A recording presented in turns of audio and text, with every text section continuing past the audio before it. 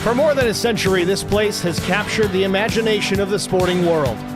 In 1909, a speedway was built on the outskirts of Indianapolis. 2 years later, in 1911, 40 drivers took the green flag for the first Indianapolis 500. What began as an ambitious test of man and machine has grown into one of the most celebrated sporting events on Earth. Through wars, technological revolutions, and generations of change, the Indianapolis 500 has endured.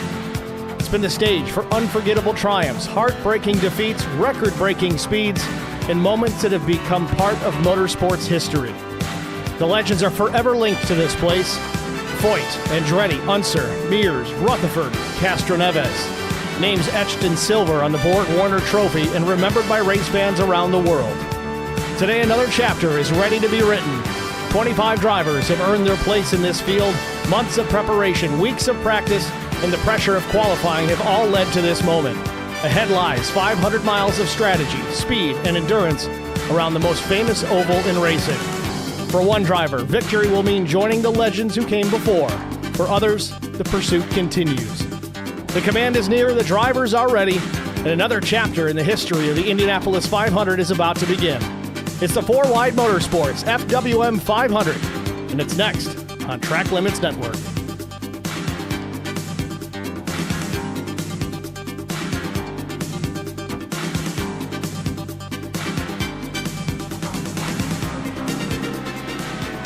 Good evening, everybody. Welcome to the Indianapolis Motor Speedway. I'm Steve Singer, joined in the broadcast booth by Colt Ansley. Colt, how you doing? I'm doing pretty good, Steve. How are you doing? Doing well. Really excited for this one. Again, an abnormality here, a Friday night broadcast here at Track Limits Network.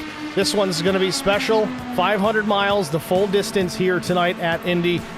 And qualifying right around the corner here. Just a few minutes left in this session. 2 minutes and 7 seconds to be exact. Let's go down trackside to see who's fast so far.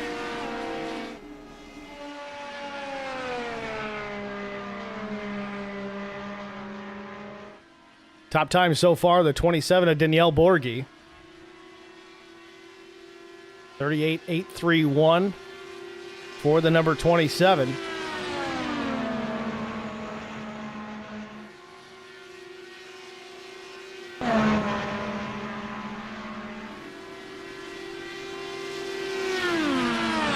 There's a familiar face we're used to seeing in the chat, but he's out behind the wheel tonight, David Warmuth. David Warmuth, a regular in FourWide Motorsports and the Golden Racing League.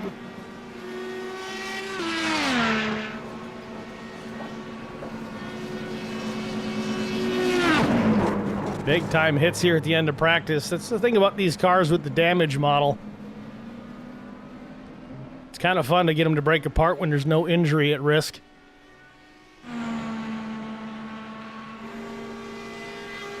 Just keep the thumbs out.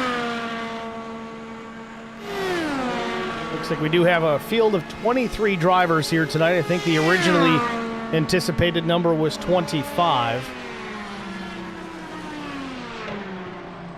But either way, plenty to have some good racing here tonight at Indy.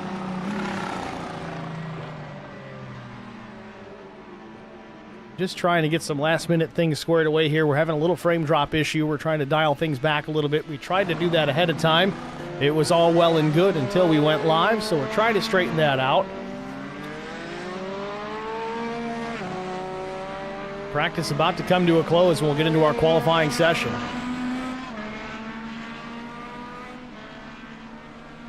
Colt, it's been a long time since I've been behind the wheel of one of these Indy cars. I know you've got limited experience in it yourself, but I think you've got an Indy 500 under your belt.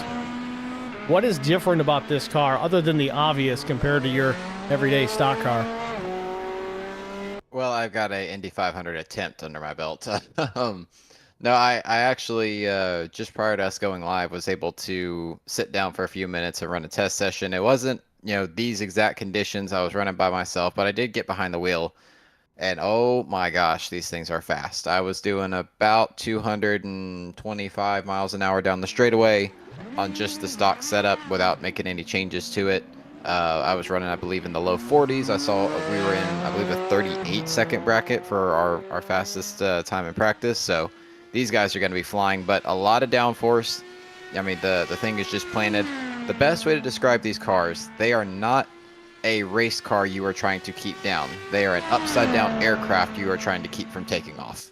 It's a great way to describe it. You look at these cars, much different than the road course iteration of these Indy cars, much bigger wings, different fairings on the race car. Here, it's made specifically for speed. You don't want too much downforce. Obviously, you got to keep the car planted on the racetrack, but you want to be slick in the wind, trimmed out, as they say, for maximum speed. Obviously, in qualifying, that's how you're going to set these race cars up. In the race, you're going to add a little more downforce back in, which subsequently is going to add some drag, but you're going to need that when you got a pack of 25 cars out here.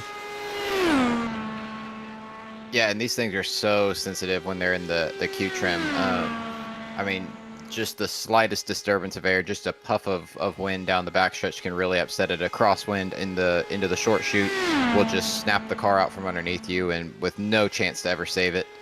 So they tend to dial it back a little bit, take a little bit of the downforce back out of it, let it breathe, if you will, in the pack. But let's see what Ian here could put down as a lap time. Good baseline for everyone else. First lap in the books, 39.636, 228 mile per hour average. And just as quickly, Rick Raven goes top of the board with a 38.853, 233 miles per hour. With a top speed of 246 miles an hour. This is almost NHRA speeds we're looking at, the low-level NHRA speeds. This is ridiculous, and they're doing it in an oval, not in a straight line. Well, let's don't forget, though, that straight line's only about 1,000 feet. We got 2.5 miles to worry with here. And about 3.5 G's of lateral load.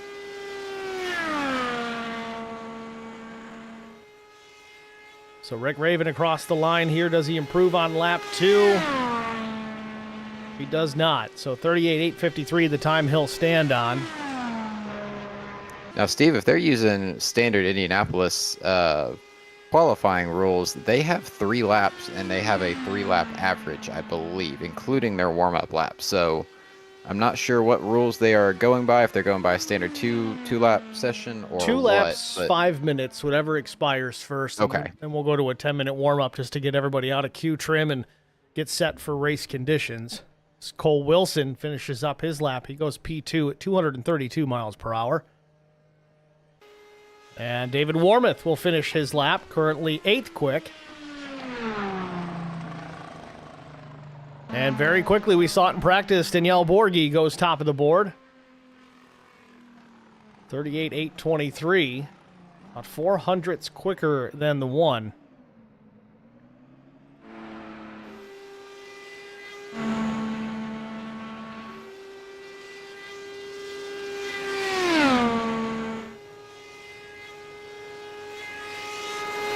Want to make note, there's some payouts for tonight's race. There are winnings on the line.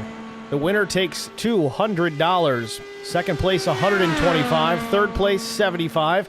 Fourth place, $60. Fifth place, $40. As Bingley catches the wall there off turn number 2. That's going to really kill this lap. Well, he's lucky he didn't break a suspension arm on the right front or even the right rear. Usually the slightest contact will bend or break one of those control arms.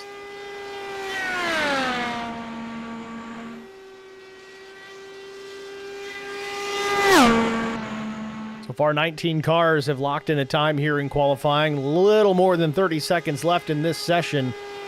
And we'll jump over to our warm-up.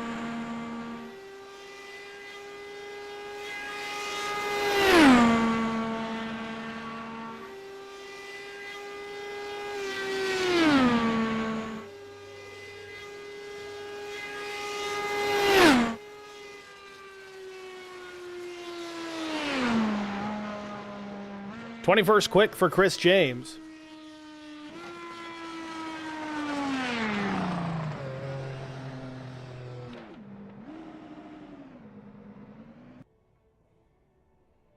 That may do it for our qualifying run here at Indy. Daniel Borghi, the top time, only got 1 lap in, but it was all he needed, and that'll do it. So we'll go to our warm-up session here, about a 10-minute session, so it gives us some time to get situated and get things square. We're going to take a quick break here. We'll be back with our starting grid and 500 miles of racing here from Indianapolis. Stay with us.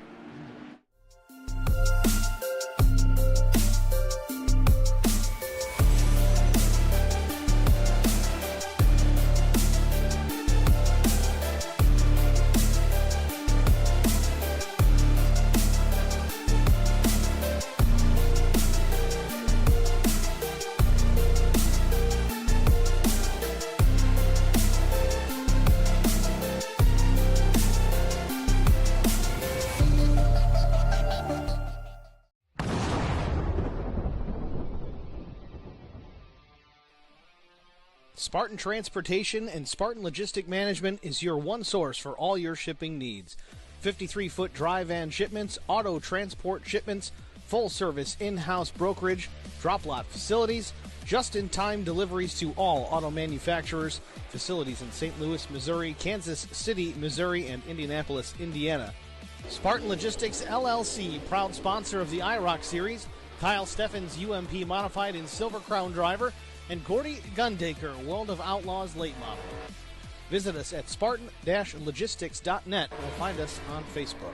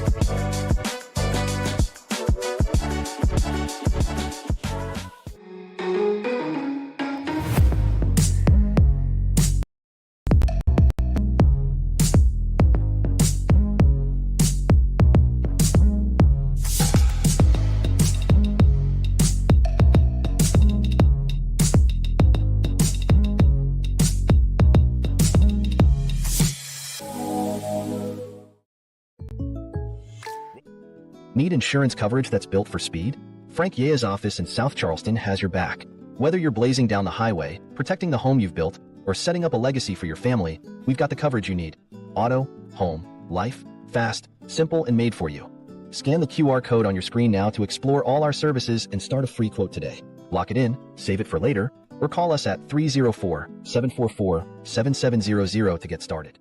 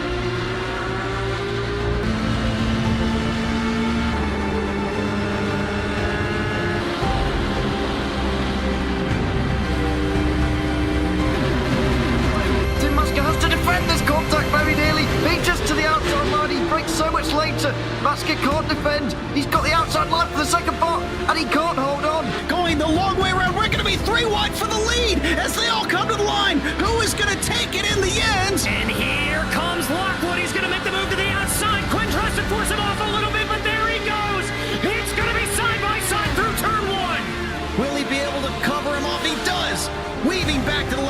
outside. Reynolds is trying everything. The kitchen sink is being thrown at it. They're leaning on each other. Coming into turn number 3. It's going to be a drag race through 3 and 4. Coming back to the line. Here comes Frisch on the bottom. Richard's going to hold the inside. Tries to be the late breaker here. They're going to be side by side through the final chicane. They bang doors, but keep it clean. As they're still 4 wide on the run down into the back straightaway. Demerit's looking for a line as well. What is going on in Michigan? Novak into the fence. They're still beating and banging. Oh and to the line. He is much faster coming through there. Is there damage on Challenger? Abramitis is ahead. There's going to be a race to the line. Who is going to get it?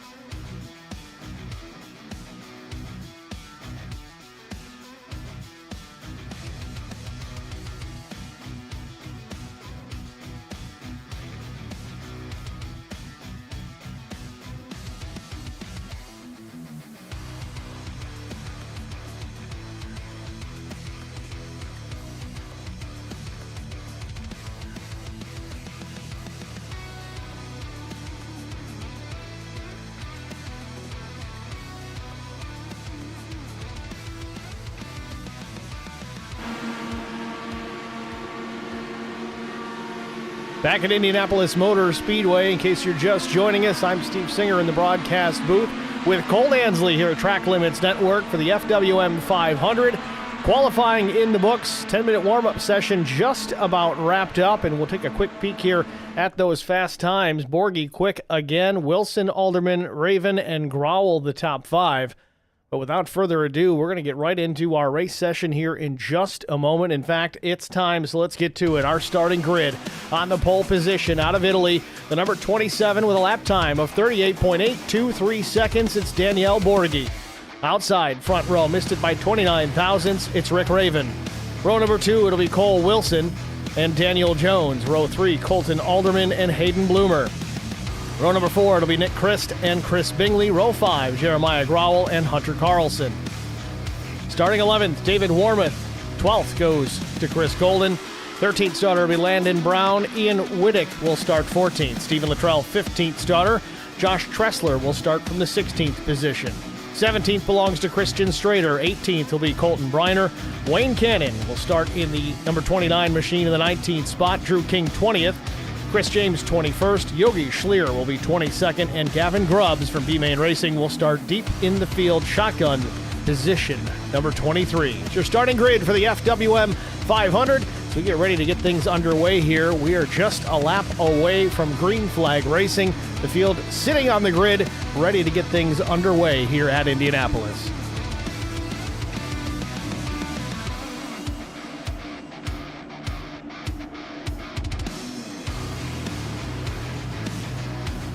Colt, it's kind of shot in the dark here. We got some new names, completely new car. But let's make some picks. Who do you got?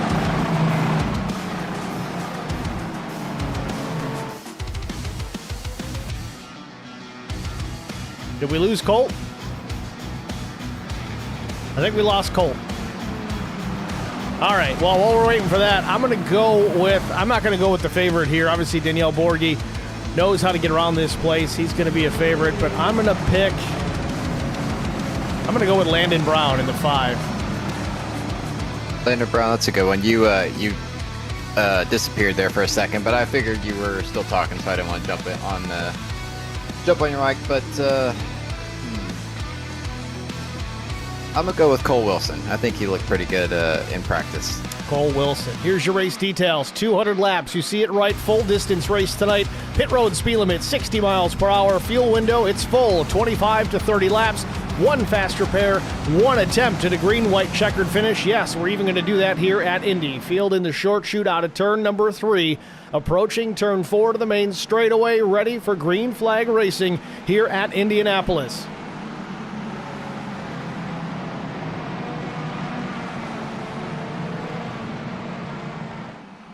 Steve, you've been doing this a long time. We're about to do 500 miles for the first time. Not going, called it off. Spectacle racing. Well, we're going to wave it off here. So something not quite right here. The starter didn't like formation. I'm not sure where we're at with that, so we're going to line them up and try it again. The anticipation builds further. I was teeing you up and everything. Yogi Schlier looks like had a moment out on the speedway. A couple of guys already on pit road. I believe we had a crash on the pace laps.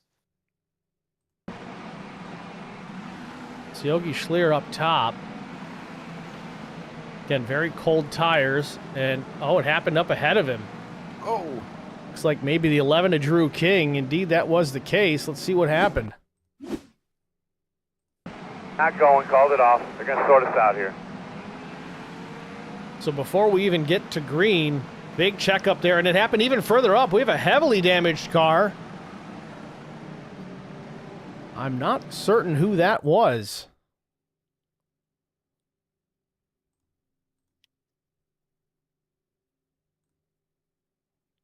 Steve, I'm getting word that there might have been another crash. Oh, Josh Tressler, big time wreck. Oh.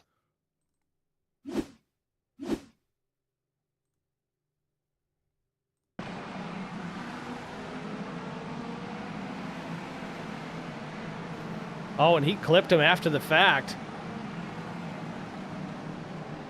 What a terrible start to this one. And it was Chris Golden who got in trouble early here. Let's see what happened with Chris.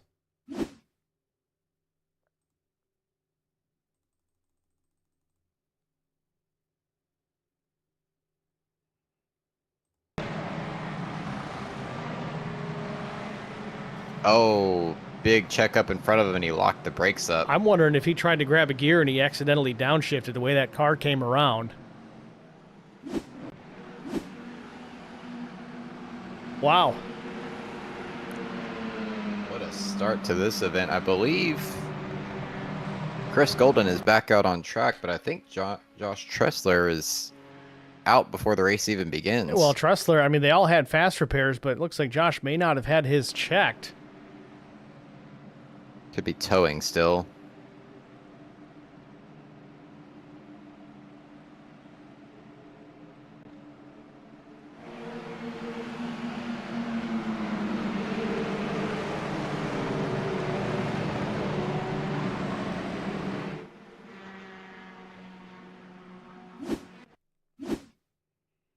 Try and get a better angle on this. What happened here to Chris at the start.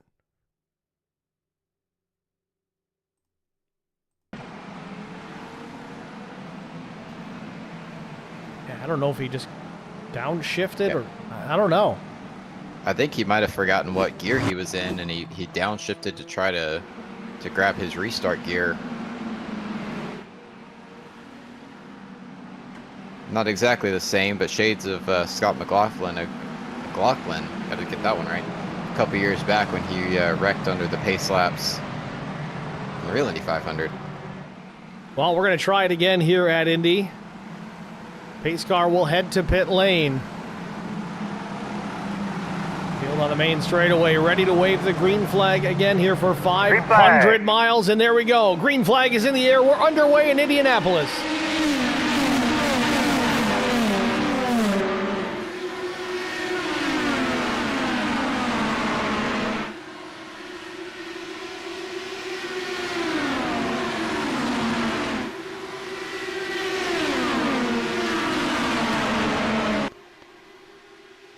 Cole Wilson just barely out to the early lead here down the backstretch for the first time into turn number 3. Takes the spot from Rick Raven. Colton Alderman runs third. Pole sitter Danielle Borghi back to P4.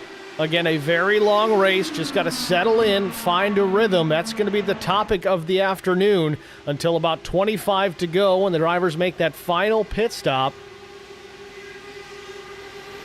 Change for the lead again. Rick Raven uses the draft on the main straightaway. Swaps positions with the 22. Big crash. And we got trouble. Oh, we have caution. Trouble in turn 1 here. Big time wreck.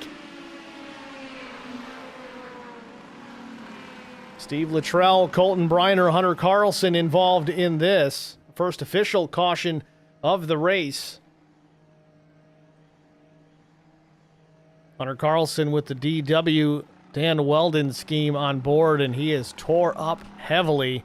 He may end up having to tow. That thing is not even attached in the left rear, and there it is. He's going to go to pit lane on the hook. I think he was just sitting there kind of riding the starter, trying to get it to fire up, and it just wouldn't. Well, let's see what Heavy happens. contact.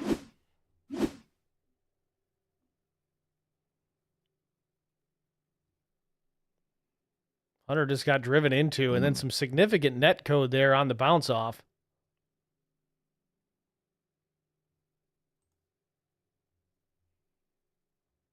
$500 miles. Again, these drivers do have fast repairs, but they're going to have to tow all the way around this speedway to get back to pit lane to utilize it. So they're going to need some help here with some cautions to get them back in position. I think there will be wave arounds and lucky dogs provided. I think it's going to be running similar to NASCAR style rules.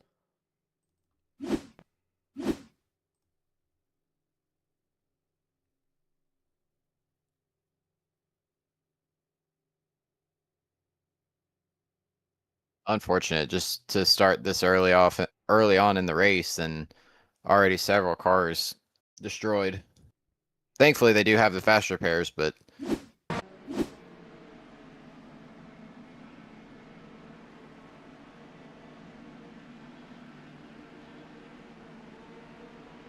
So those caught in that, Steve Luttrell, Colton Briner, Hunter Carlson.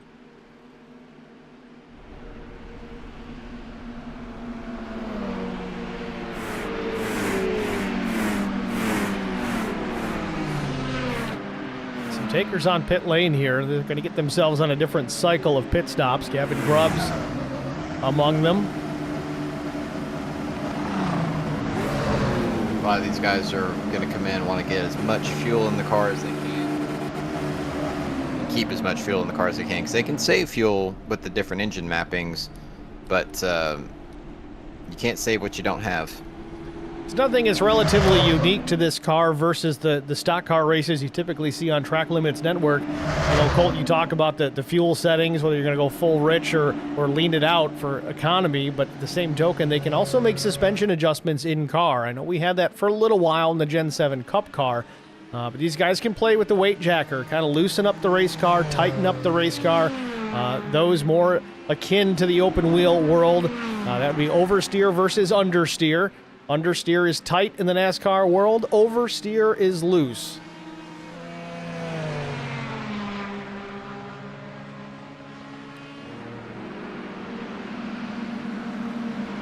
Now, I would imagine that most of these guys that stayed out, they are either running their car on complete lean or they have it shut off there for a little while. I'm not entirely sure if you can shut the IndyCar off and coast it like you can with a stock car. Again, forgive my ignorance to the IndyCar fans, but either way, they will be saving as much fuel as they can. I believe you used to be able to, but it has been quite some time since I've run a lap in these cars, so that may have gone away. Colt, in the Gen 7 car, did they take that away? I thought there was some kind of a hiccup with that where they had to disable that. I believe... Speaking of cars, I've driven an Indy car more recently than I've driven a Gen 7 car, so... Well, you drove it today, so... I do believe that it is something to do with simulation, exploitation, you could say, versus realism. You could just say race manipulation. Call race manipulation, yeah. Perfect.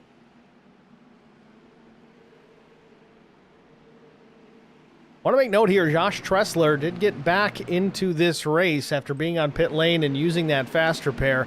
I don't believe he's still on the lead lap. Actually, no, he is. He's shown in the 16th position, lead lap car. So he did okay. Those laps that he spent in pit lane, trying to get towed to pit lane at least, were under yellow flag conditions prior to the green coming out. So those laps that he sat in pit lane did not hurt him. He didn't technically go down laps, so he's still in contention, albeit without a safety net.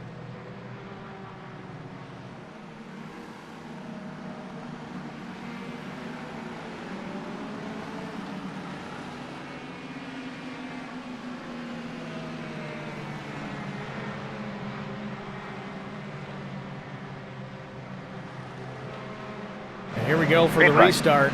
Green flag back in the air. Raven on top of the gas.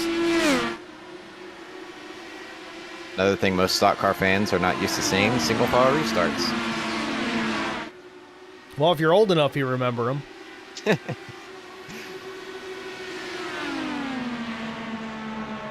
So field down to the back straightaway once again. Raven, Wilson, Alderman, Borgie check out from the rest of the field. Quite a distance back to 5th place, 6th place, and so on. Change for position into turn number 3. You see how quickly it forms up. That begs the question, where do you want to be when this race starts to wind down, Colt? Do you want to be in that second position, kind of in the draft of the race leader? Steve, I would almost feel more comfortable sitting back there in that 3rd position. I mean, we're running this race, a couple weeks after the real life Indy 500, and words that are ringing in my ear right now is it is not over yet. So the eventual winner of the Indy 500 was about 200 feet behind the leader through turn 3. So it's not over yet. I think 3rd place is the place to be, but we got another big time wreck. Josh Tressler, there it goes, twice in the same day, and then Briner comes in, I think, and gets a piece of it too. And both drivers quickly exit to pit lane, so second caution of the night. Tressler and Briner involved in it. We'll try to get a look to see, but this is going to be race over, I think, for Josh Tressler. A ton of repairs to effect on that car and no fast repair to really take any advantage of. Already burned that before the race even started. Man, talk about bad luck. Tressler's pit crew quickly picking up their tools and heading back to Gasoline Alley.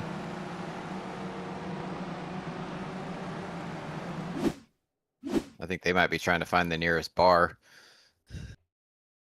There's one in the infield, I think. Oh, he just clips him.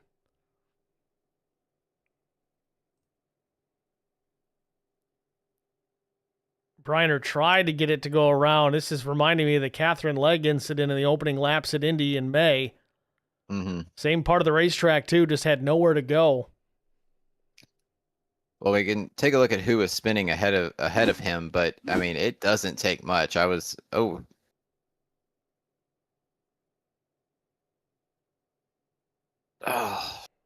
So close. Yet so far. Let's see what it looked like from his perspective at speed.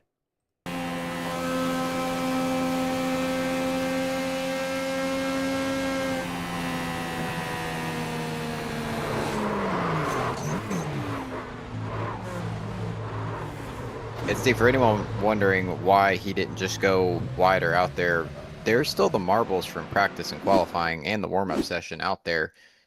These things are so sensitive to the tire, the front tires gripping up. Oh, just barely in the left rear. But they're so sensitive to any sort of wheel input that he could have spun around himself if he snapped the wheel any harder than he did.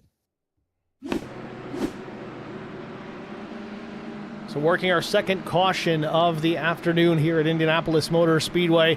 Field on the backstretch behind the iRacing pace car. Lights are still on, so another lap or so before we get back underway. While we have a moment, we're going to take this opportunity to thank one of the sponsors of FourWide Motorsports, 213 Swimwear. Where virtual racing meets real-world style. Gear up with 213 Swimwear's sim racing apparel. Perfect for representing your favorite league, team, or driver. Contact them at 213swimwear@gmail.com for inquiries. 213 Swimwear is the official apparel company for the FourWide Motorsports League.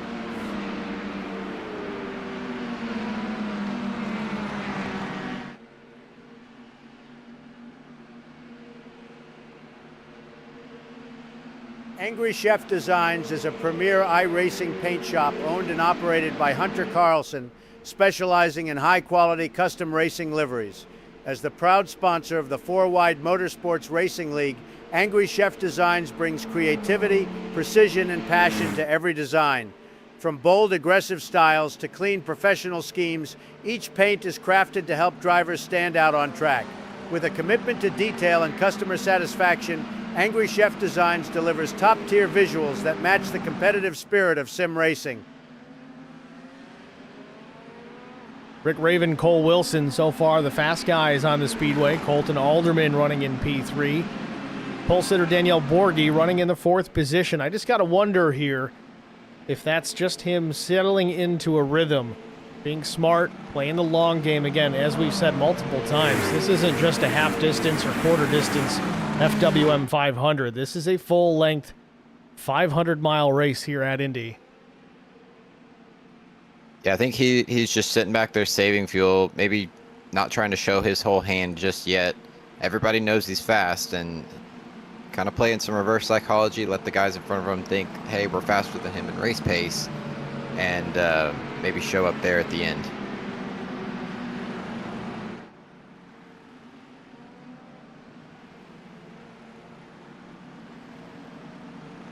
So pace car lights are out, so we're on the one to go. Field working into turn number 2 right now. It's about a minute and 45-second lap behind the pace car, even running, I believe, at 85 miles an hour. It looks like they're crawling right now. Oh, yeah.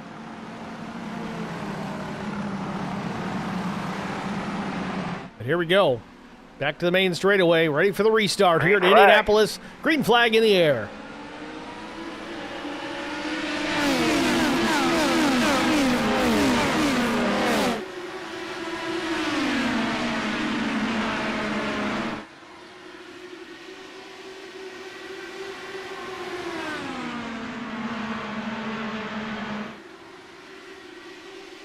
Let's take the chance here. Let's go on board with Cole Wilson, see what he sees at speed here at Indianapolis.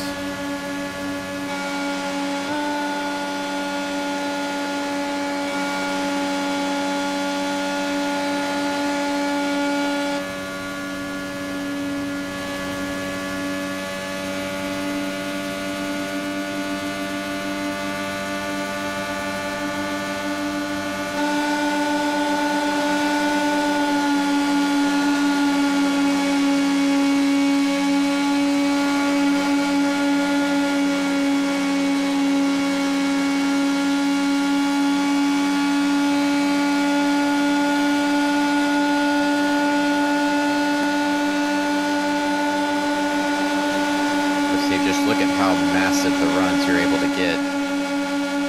These things are so fast. Took the words right out of my mouth. They have so little drag to them that you would think that it would let them get away, but in fact, it just, I mean, we're going to be doing this all night long as they don't get in line and want to start running and saving fuel. They're just going to keep swapping positions back and forth, but they're still putting distance between themselves and Colton Alderman. And watching these two guys race up here, we can see that the I ratings, all these drivers. I'm not going to mention who's got what. You guys can look that up on your own if you so choose. But these guys aren't, aliens by any means, but they clearly have some experience in these race cars based on that alone versus a lot of guys that are probably admittedly rookies in this race car. But that's okay. A variance of ability levels always good to see on these big tracks or these big events, especially throw some money down. It kind of makes it fun for everybody. But I think these two, speaking of fun, Wilson and Raven, I think they're just kind of having a good time out here, swapping the lead between each other right now.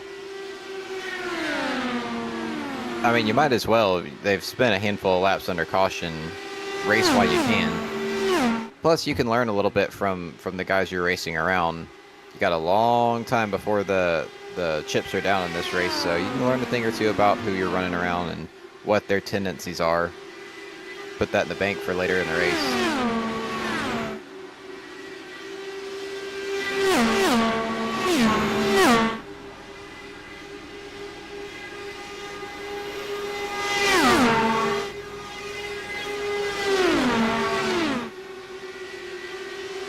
These top four are checked out for the rest of the pack, though.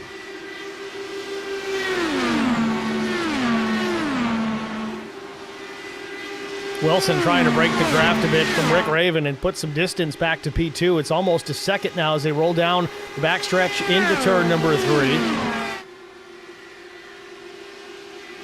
Steve, did I see a puff of smoke from Rick Raven's car out of, I believe, turn 2? Might have caught the wall ever since. Oh, here we go! Oh, big time crash. Ian Wittick up over and into the fence. Big time crash here at Indianapolis.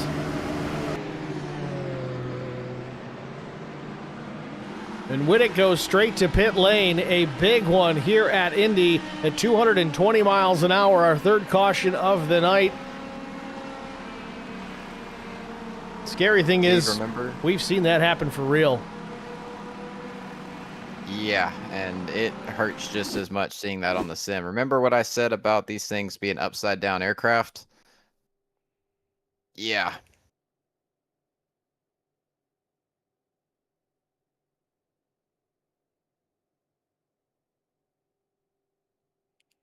That would have been an immediate red flag in real life. Thank God this is a sim.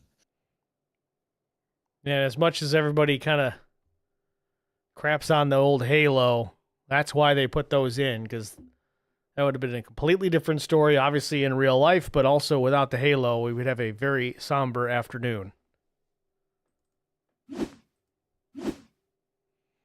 It starts here with the one car getting loose in front of him. He straightened it up, but of course it broke his momentum considerably. David Warmoth going to get a big piece of this as well.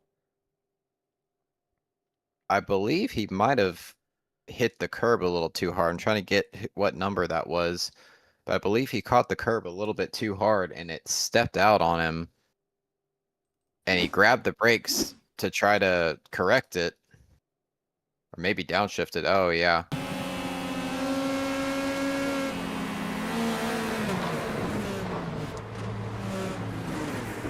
Oh my goodness.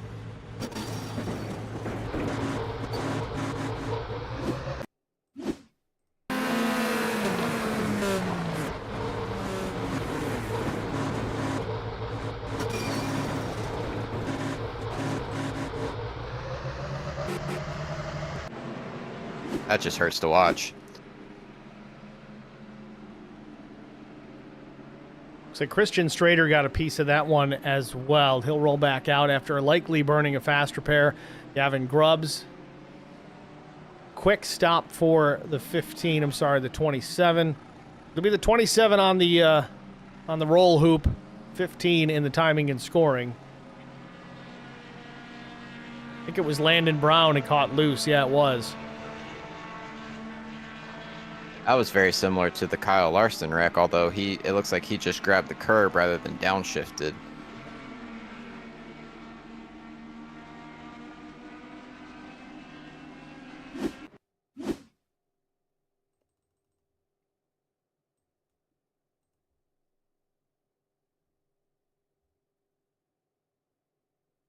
Yeah, I definitely got the left side in the grass.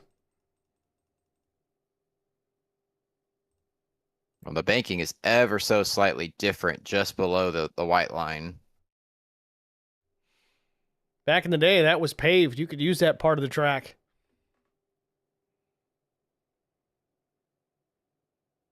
He had it saved too. Unfortunately, the closing speeds are just so aggressive that didn't catch who that was that ran into the back of him, but he had no chance to recover from that, no chance to hit the brakes.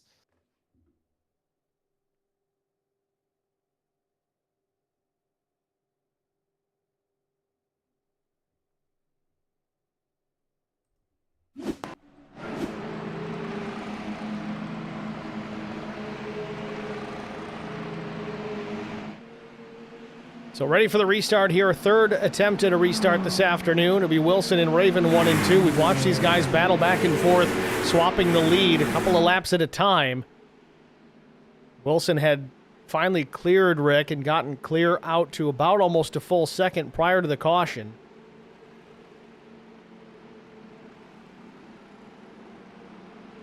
Yeah, I believe he might have changed his engine mode and took off just a little bit there, unless Raven just got extremely tight or understeered behind him. Could have been the other way around too. Raven could have dialed back to fuel enrichment down to lean. It cost him some horsepower. Sit there in the draft, burn a little bit less fuel. Again, that window 25 to 30 laps. Again, that's all going to be dependent on whether you're out front the whole time or if you got that fuel enrichment turned all the way up. Obviously, these cautions are going to help considerably as well. Field out of turn 4. Green, green, green.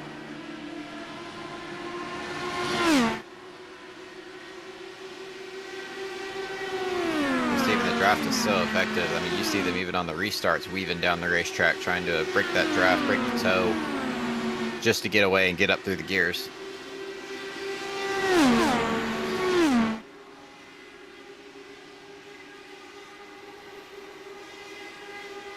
It's incredible how these guys can draft away. A late move there for Raven. Could have ended in disaster for both him and Cole Wilson.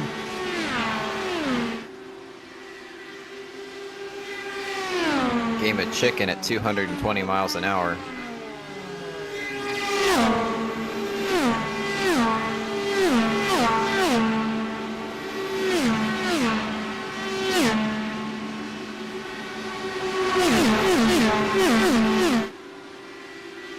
So Wilson back to P2. Raven gets to that top spot.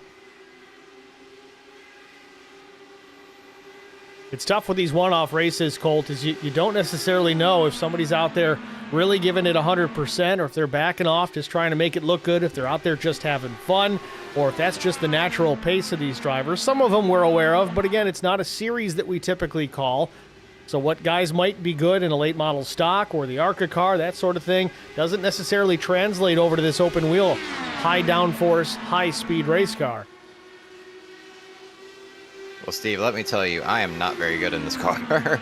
This does not translate well to my preferred style of racing, and we see, I'm sure we're going to see that with other guys that maybe prefer stock cars, and we're going to see guys that maybe even like the Formula stock cars, the road cars. Some of them that I'm partial to, but these things drive completely different than even those race cars. So, very, very specific discipline for this one race alone. Raven trying to break the draft. Wilson all up the gearbox of the 1. Down into turn 1. Takes a peek to the inside. Now Wilson's got to adjust the weight jacker here to make that thing turn.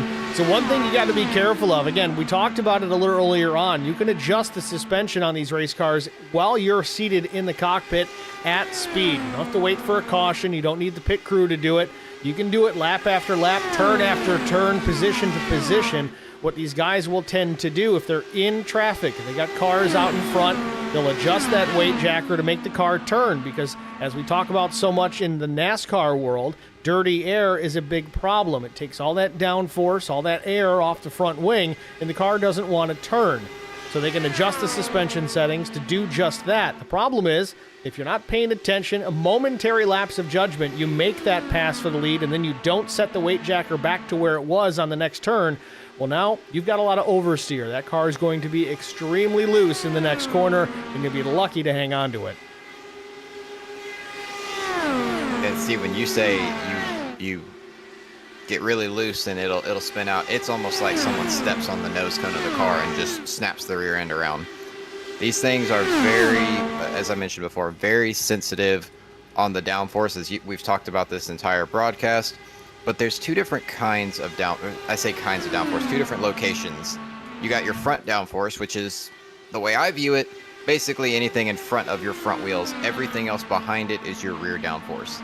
If you lose your front downforce, the front is going to no longer turn, and it's going to push up the track. Now, it'll also allow air underneath the car, and if it upsets the balance of the rear end, the rear downforce of the car, it will snap around and they'll look like they're spinning, like a top spinning. Similarities with this race car and the Gen 7 NASCAR Cup Series car, you wouldn't think there are any, but there are a few, especially in the aerodynamic category. These race cars run a rear diffuser, much like the Gen 7. It does look a little bit different, but it serves the same purpose. You're generating downforce by getting the air sealed off around the car rather than letting the air come underneath it. That diffuser, very important.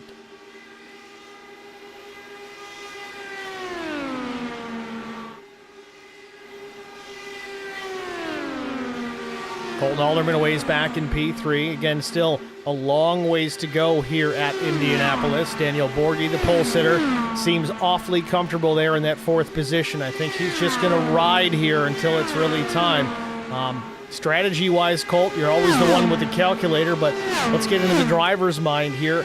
How do you play this out? You know you've got ability. You know you've got a fast race car. 500 miles here at Indy, running P4. Is that kind of the game plan here? Just make sure you don't break this race car within 50 laps to go. Is that when you fire off, or do you wait a little longer? I think if you're in the top 5, or really to the top 4 since they've broken away, yeah, the probably last 25 laps or so, I would say, is when you really start to go. Before that, you're gearing up for that last pit stop. You're trying to make sure you hit your fuel number. If you got to save a little bit of fuel, you save it to make sure you get to a point where you can pit one more time, make it to the end under regulation, possibly with the green white checker. If we know we have one, they're gonna go a little longer on that last run. So sorry, Steve. Go ahead. The last 50 laps, that's the first half of that, last 25 laps, that's when you go for it. Last 50 to 25, that's when you're prepping for your last pit stop. Also want to talk about the advantages of saving fuel. I know that's been a conversation already here in these first 27 laps. 25 to 30 lap fuel window, 5 lap difference from the minimum to the maximum on average. Doesn't sound like a whole much, but when you stretch that out over the course of 200 laps, 500 miles, at 25 lap fuel runs, you're going to need to make just over 6 pit stops. Sorry, the other way around, 8 pit stops.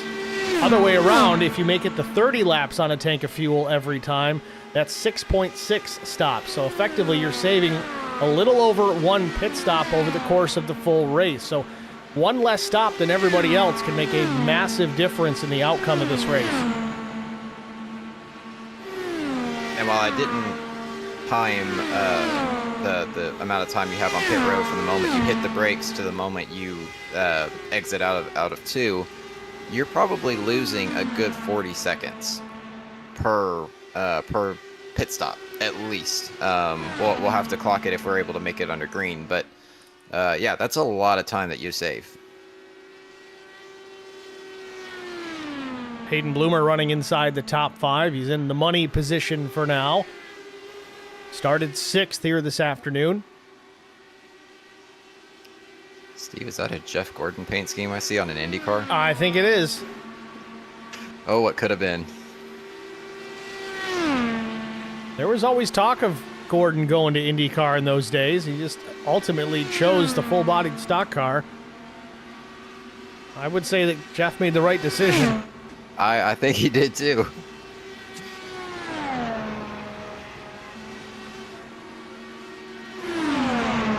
Talk about a big mover, though. Christopher James here in the 6th position. He started 21st here this afternoon.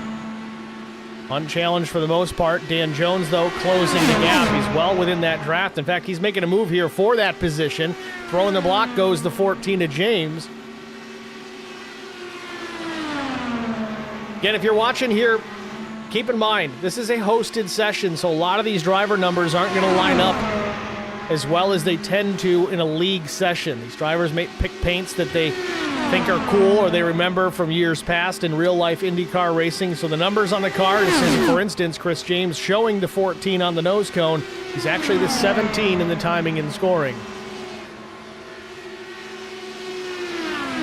Tommy Janikowski in the chat says, didn't Jeff Gordon consider F1? I don't know if he legitimately considered it. I do recall years back they did that car swap with Juan Pablo Montoya here at Indy, where Gordon went out and ran some hot laps in the Williams BMW and actually ran some pretty competitive laps. I think he was within 6 or 7 tenths of JPM's time.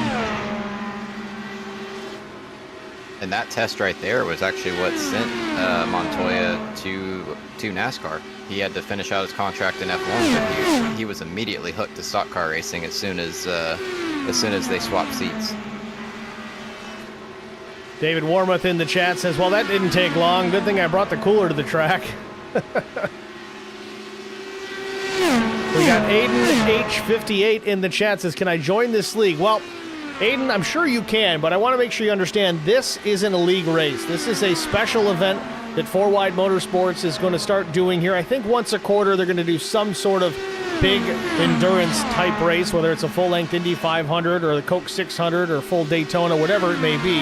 But they do run multiple series within their league nights. Currently, Track Limits Network, we broadcast their late model stock tour on Monday nights. And there's an affiliate league, Golden Racing League, with Chris Golden. He runs the ARCA Series events that we broadcast here on Thursdays, though they actually run on Wednesdays. We do it on a tape delay. And Chris Golden actually going to be behind the wheel of the club racing machine out at Berlin this weekend. That's going to be fun to watch for sure. Correction, next weekend.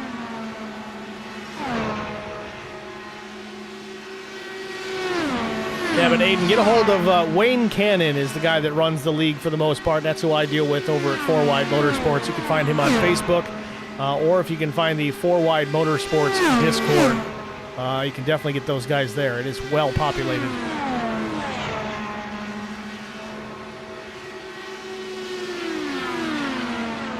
Gavin Grubb's up 11 positions. He runs in the 12th spot. Remember, he had a moment earlier on in the race. I think he was part of that initial crash before we even came to green, if memory serves. Yeah, a lot of these guys seem to be settling down, just kind of running their race now. They know that they're not in a rush. And here we go. Green flag stops. Rick Raven from the top two comes down to pit. Wilson stays out. Alderman will jump up to second. Morgie to third. But green flag stops here in Indianapolis, underway lap 35. Steve, prior to that, I was watching the timing and scoring. Rick Raven had put about 2.5 seconds on Cole Wilson, so he was able to break the draft and start to run away a little bit. This is early pit stop. He's going to try to get out ahead of Wilson, get out of that draft, and try to run away as much as he can, just see if he can get off by himself. Dave Warmuth in the chat, if you tried to post a link, it didn't let you. You got to be crafty about it. You got to make it, you got to trick the algorithm to make it not think that you're actually putting a link in there. For whatever reason, it stops it. Let me see if I can make that work. Yeah, it doesn't pop up. But Dave Warmoth is one of the drivers in that series. He can absolutely get you hooked up, so you guys chat it out there and figure out a way to share that link.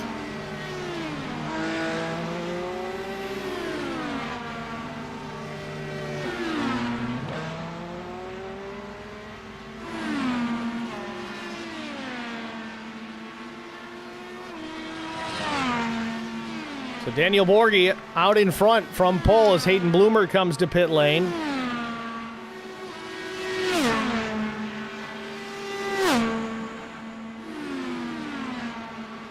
Borghi down the backstretch here. May see him come into pit relatively soon. If he doesn't come in the next, probably, I would say this time or next time, I almost wonder if he had his fuel... Oh, no, here he comes. I was going to say he could have had his fuel mapping lower down, trying to save a little bit more, so once he got into the clean air, he could let the horses loose a little bit. But he was in the draft for a while, though. He ran fourth quite a bit.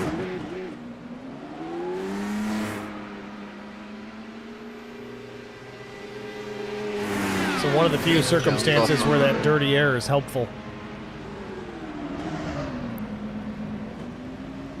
People always laugh at me when I say it, but there is a point that the draft turns into dirty air, and they are well above that point. But got the long straightaways, they're able to sit in the draft, and then, like you said, adjust the weight jacker into the corners to compensate for less air on the front wing. Somebody's coming in with a broken nose cone. That'd be Yogi Schlier. Left front heavy suspension damage, loses the nose cone, and I think Yogi's already burned a fast repair tonight. This could be race over for the number 20. Oh, he does have a fast repair. And Ian Widrick had a problem on track again. He had a fast repair after that massive wreck, but he sat stationary out on the speedway, but no caution. Let's see what happened a moment ago. He already had some right front damage. Oh, and Borghi just barely. So this was on exit of pit lane. Did he throttle up and hit the... Oh no. Oh, he pulled a J.R. Hildebrand. Yep. Oh.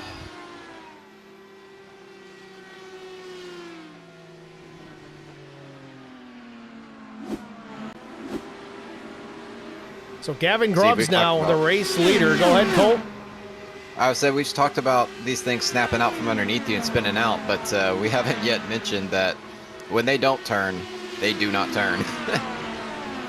Yeah, and it's a really fine line, too. You get just above the racing groove. They're very hard to bring back unless you're quick enough to throw some weight jack into it. Sometimes that's enough to save you, but you've got to notice what's happening, make the adjustment, and get it all done before the car gets into the fence, because once you make contact, 99% of the time, your day is done. And mind you, all that's got to be done in about a second and a half, if that. I don't think you even got that.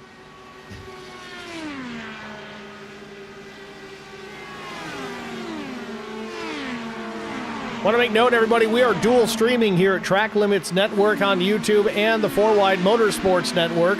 Both platforms broadcasting tonight's race, so feel free to watch it from either side, but do us both a favor. Hit the thumbs up, like the broadcast, and then swap over to the alternate channel and do the same. We would certainly much appreciate it. And while you're here at Track Limits, say hi in the stream chat. I do not have visual on the FourWide chat, so I don't know if someone monitors that or not, but if you want to chat it up, come on over here to Track Limits and say hi.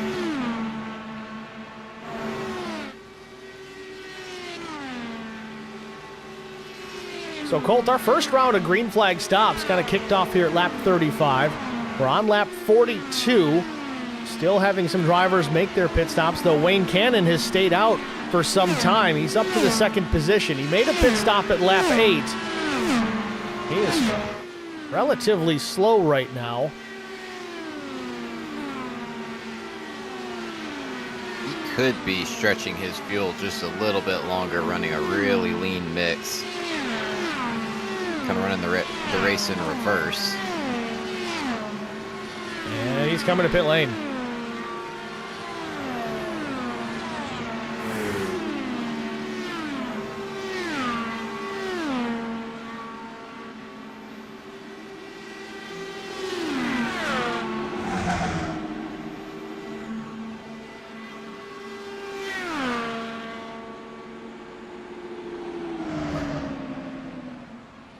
Now, Steve, this should complete the cycle technically. However, there are 3 cars that are only about halfway through their stint. That's Gavin Grubbs, who's our current leader, Christian Strader, who's back in the 4th position, and Drew King, who's in 7th position. So Rick Raven running up on Gavin Grubbs here. This is actually a battle for position, albeit a little bit different strategy. They're kind of running on really a split in half strategy, but they're still going to battle it out.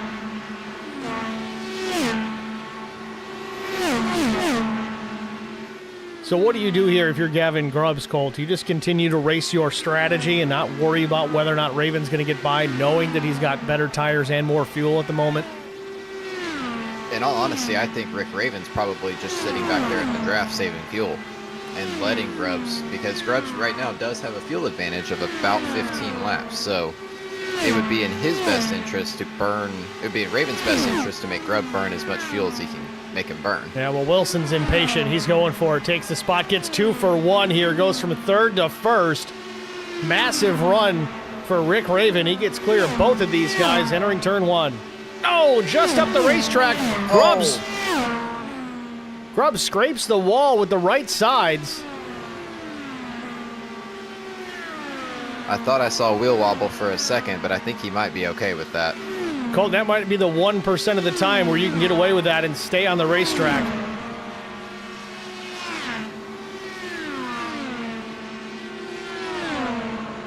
Talk about cheating death. Yeah, wheels look straight and they're stable, so he's going to be all right.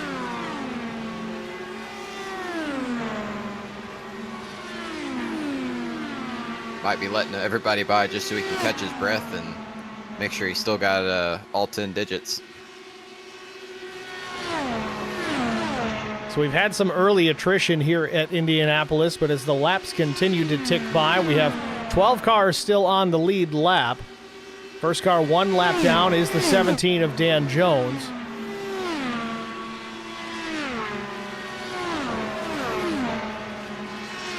And there are wave-arounds and lucky dogs awarded in this series if we get a caution.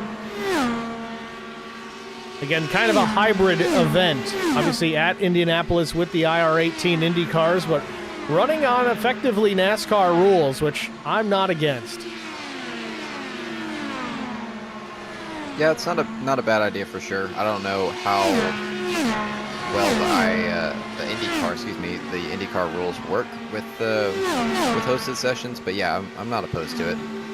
It's a smooth race flow. I was hoping we'd see 3 wide all the way back the pack to start this one off, but the way it kicked off, we might have taken out half the field with that opening pace lap. I was about to say, they were barely able to get going with 2 wide, so maybe next year when that rolls around, they'll be 3 wide. Top 2 remain the same. Rick Raven, Cole Wilson 1 and 2. Gavin Grubbs in the 3rd spot. Made his first and only pit stop back at lap 16. That was a yellow flag stop. He's definitely off cycle from everybody else. We'll see how that cycles him through as this race progresses. We're nearing 125 miles complete here at Indy. And Grubb is pitting this time. I'm listening to another radio channel right now. Talk about having all the voices in your head, but he'll be coming down pit road right now.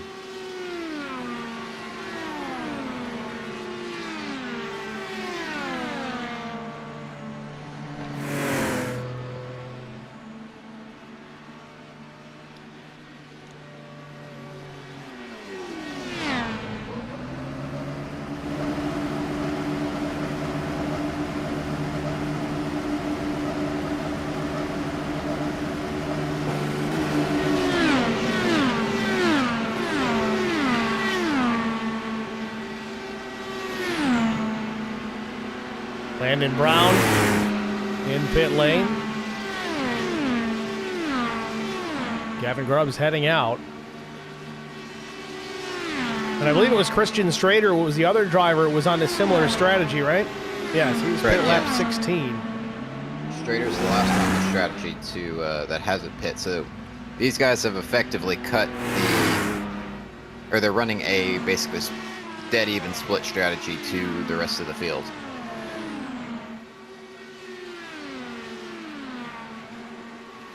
So 50 laps complete here at Indianapolis Motor Speedway. We're going to step aside, take our first Track Limits side-by-side network break. We'll be back after this.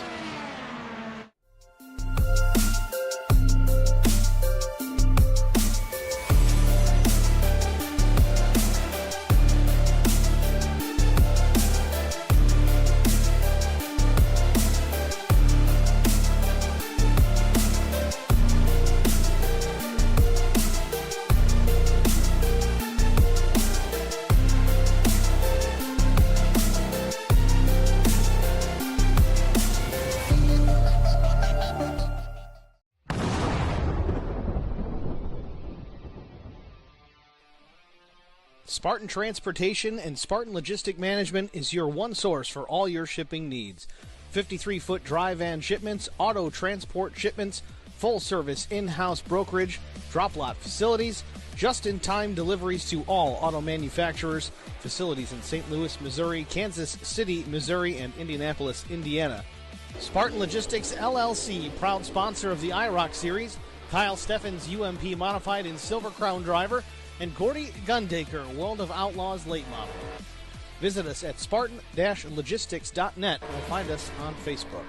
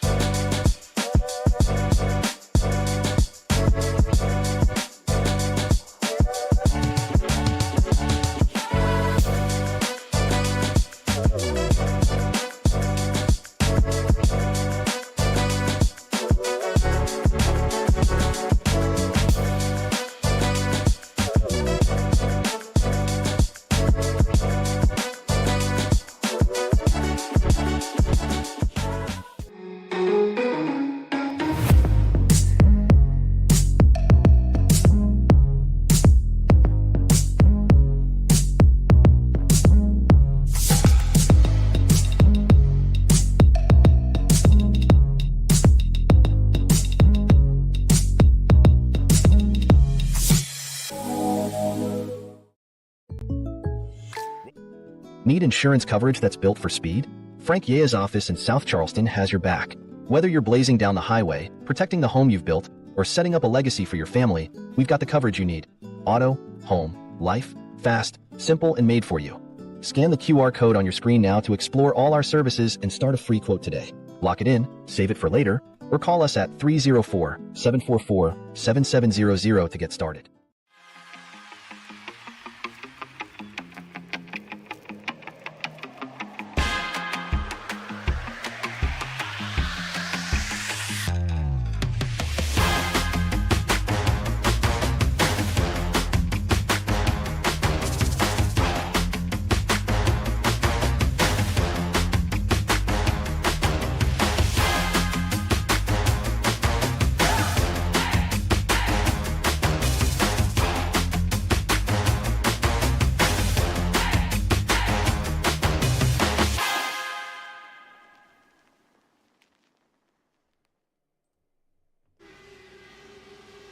Back at the Indianapolis Motor Speedway, 56 laps complete here in the FWM 500.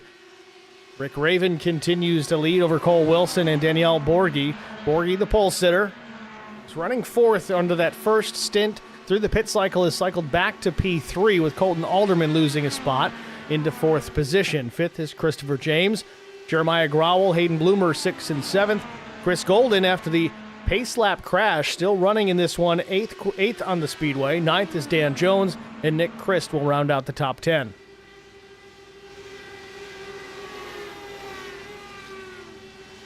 We just completed our first round of green flag pit stops.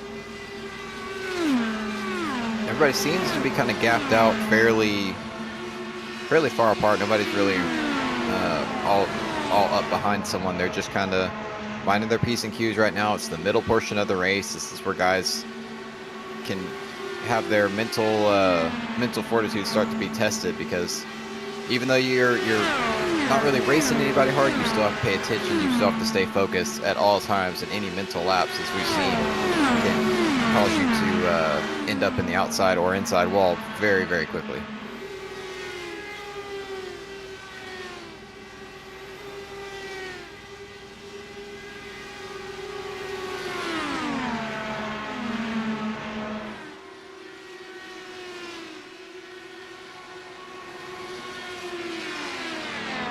Colt, I don't know if they've got push to pass available here. I know that's an option on this Indy car, but I wish that was something we could find out.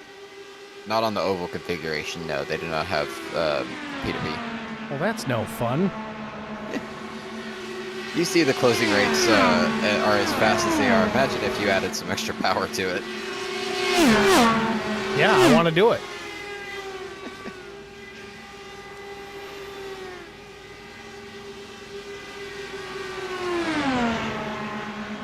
Hunter Carlson taking a spot from Gavin Grubbs. Close quarters there on corner exit. Grubbs a troublesome. No, it wasn't even Grubbs. Grubbs is further back in this mix. That is the 11, I think, of Drew King. Yes, it was. So Drew King, not a lead lap car. That wasn't really a position. Yeah, and he got up in the marbles, and you saw how much he had to lift just to avoid, smacking the wall. Able to recover fairly quickly, though. He's just going to run in the draft behind the car in front of him. That's what this phase of the race is. You just kind of follow the leader. They have lapped a considerable amount of cars up to 5th place so far. Blistering pace by our top 5.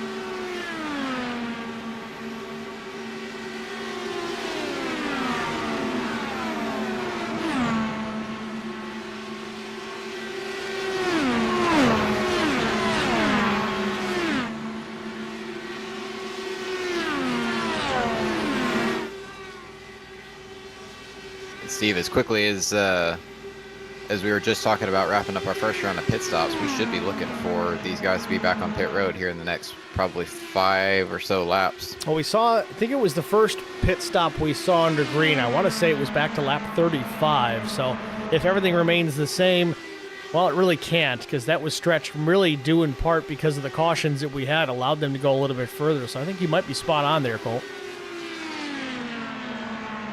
Blind squirrel finds a nut every now and then. Must have got a new calculator.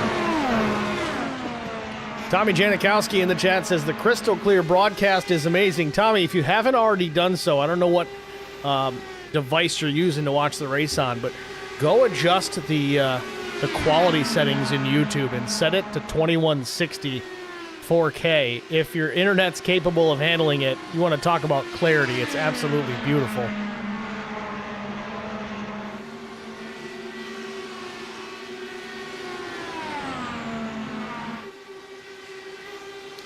Steve, I got a confession to make. I have the broadcast up on my phone, reading the live chat. Perfect. And I might have set it 480. 480. But it just made.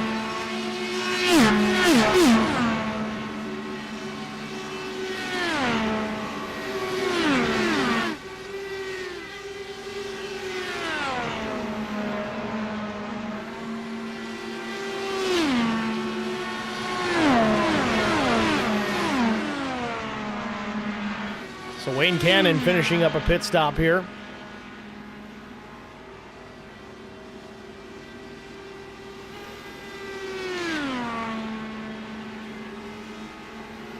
Steve, I want to make note of the gap we have between Rick Raven and Cole Wilson right now. It is 8 seconds that Raven has put on Wilson. That's essentially, if you take Rick Raven entering, or by the time Cole Wilson enters turn 3 as we go down this backstretch, Rick Raven will be exiting turn 4 up onto the straightaway. That's what 8 seconds looks like here in Indianapolis. Well, at this pace, we're doing a football field every second. As he comes to pit lane, Rick Raven on pit road, locking it up like Zach Millen style, getting into pit lane here under green.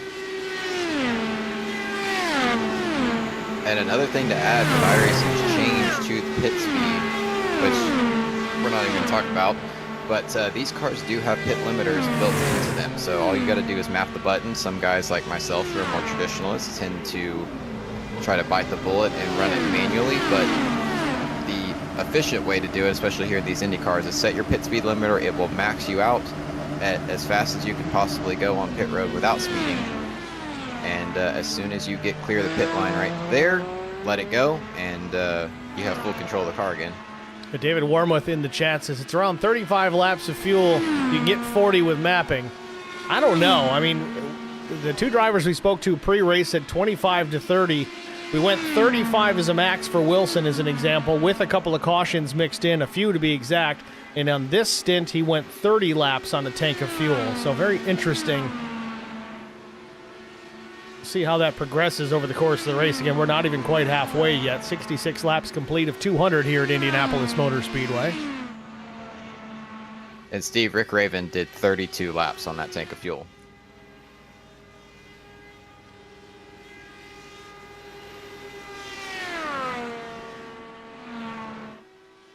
It says 30. Oh, I'm doing the math manually. I'm probably screwing it up. Got to carry the one. I don't have all the special columns that you have. This is true. There's a reason I have the columns, because I don't have the calculator. Well, clearly my calculator is, or the operator of the calculator is incorrect. That might be it. More takers on pit lane here as we're into our second green flag round of stops, but we saw a lot of guys take different chances or different opportunities during the caution flags as far as pit, not pit, stay out, get fuel, get tires, whatever the case may be. So these green flag pit stop cycles are quite long. Again, previously starting at about lap 34, I think it was about lap 45 before they even finished. Oh, Hayden Bloomer with a black flag. Possibly too fast exiting. You were just talking about it, Colt. They have pit limiters. You can utilize those. But if you lift off that button too soon as you get to that pit exit line, it will ding you. Unfortunate for him, but that's such a huge penalty.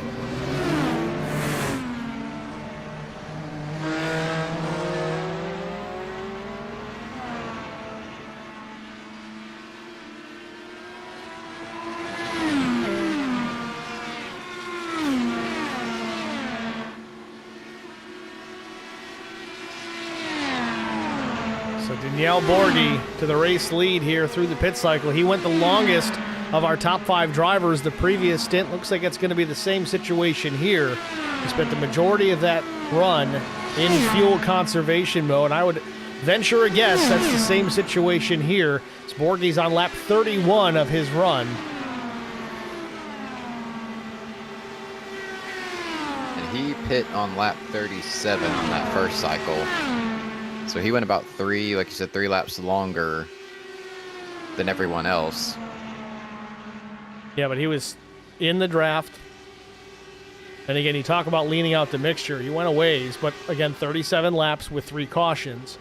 31 laps, we'll call it 32 once he crosses the line here. If he gets there, he will.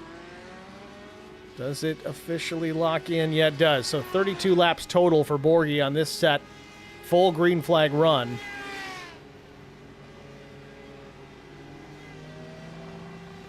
I don't know, Colt. He had pace, obviously, in qualifying, but do you think he's playing the long game here? I think he is. Still, I mean, we're not even halfway yet. There's still a long ways to go in this race. That being said, though, Rick Raven, as he takes over the lead, is up to 11.7 seconds over Cole Wilson.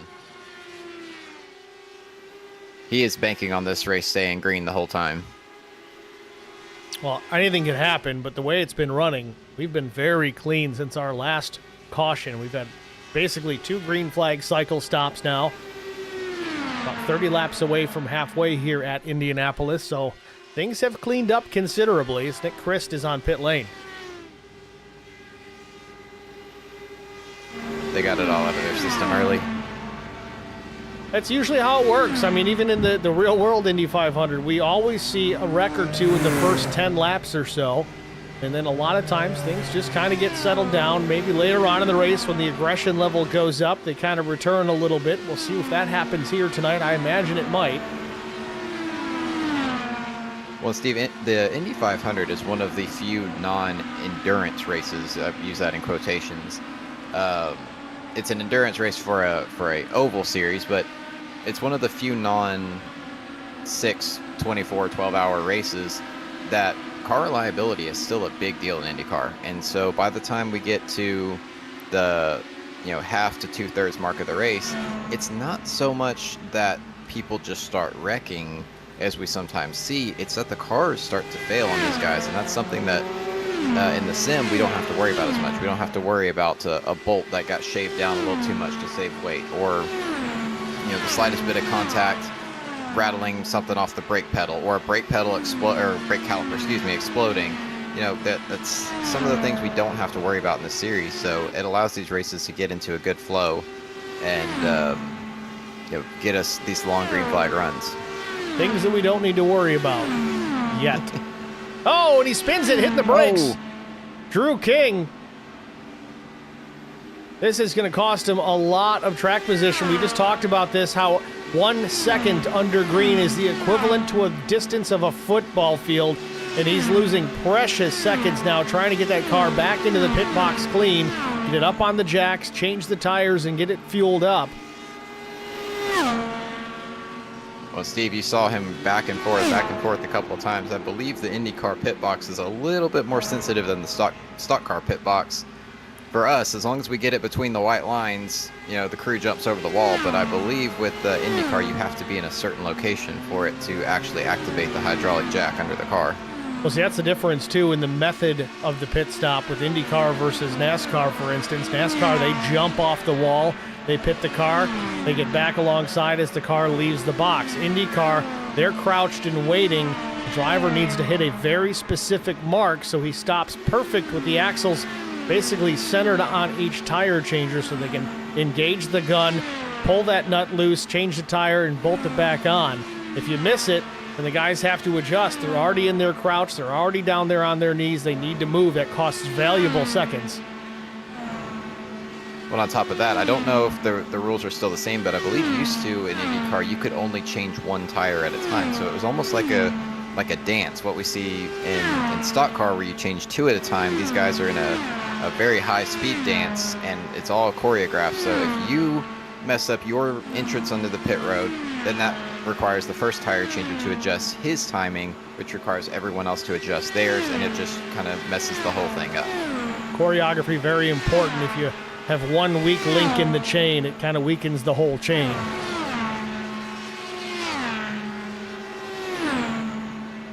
Meanwhile, back out front, Rick Raven just checking out. 12.2 seconds, the advantage for the one. Back to Cole Wilson in second. And Cole Wilson is just coming out of turn two. We just barely saw him on the screen there before Raven dove into the corner. So he has now stretched it from the short end of the racetrack, two short chutes, the two corners and a short chute on one end to an entire straightaway. Leader just went by the yard of bricks here at start finish, and here comes Cole Wilson. Nope, that's not Cole. There he goes. That's an eternity. Especially as a driver, when you see that start ticking up, it's just so frustrating because you're like, what am I doing wrong, and what is this guy doing different? And you can't even see him to try to adjust what you're doing. Being said, the Raven is in some traffic now, something he hasn't been around for a handful of laps. Drew King with some damage right front, about to fly off that machine, may have gotten into the wall.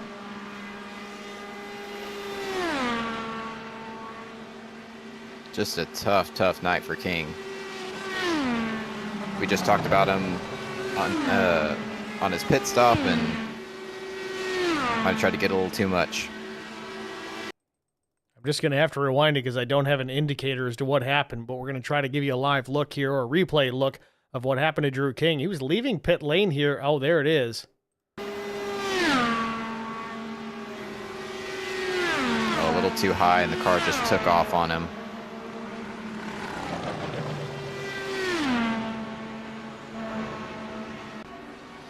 To me, the realism in that department alone is brilliant. 'Cause it's legitimate. I mean, that's the type of wreck that we see so often when we watch the Indy 500 in the month of May here.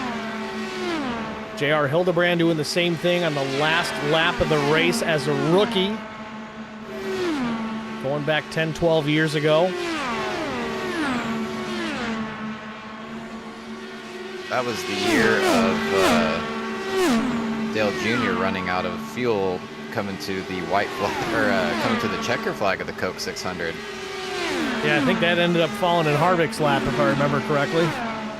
Yes, that was the year that both, or 2 out of the 3 Crown Jewel events that were run that day. I believe Monaco was still run on the same day back then. Yep. But neither leader on the white flag won the race. 1,100 miles, and it comes down to a couple hundred feet.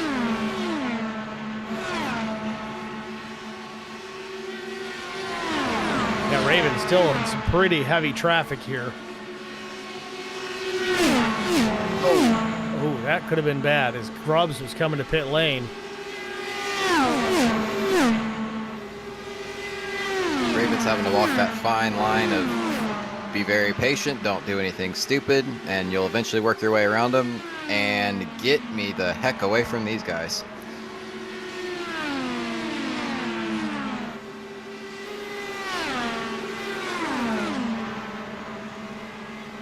Through all that chaos, Cole Wilson was only able to gain about a second, and now Raven's starting to put more distance between them, so well, that's just only a temporary gain. In a handful of laps, Wilson's going to run that same group of cars down, and then he's going to have to contend with it. His only saving grace is if they end up deciding they need to make some pit stops as well. He could get through that without having to worry too much about loss of time, but he's got to figure out a way to gain some time. He's 11.5 seconds back from Raven here. He's got a lot of work to do.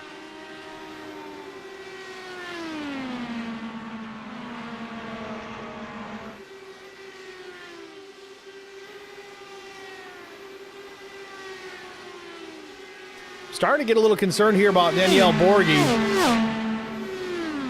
Still runs third, but with 40-second laps, he's 15 seconds from being lapped by Rick Raven.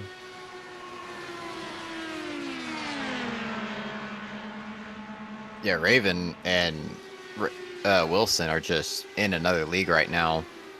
Colton Alderman is the last car on the lead lap in P4, and then, like you said, Borghi in P3. Might have been a little too conservative for too long.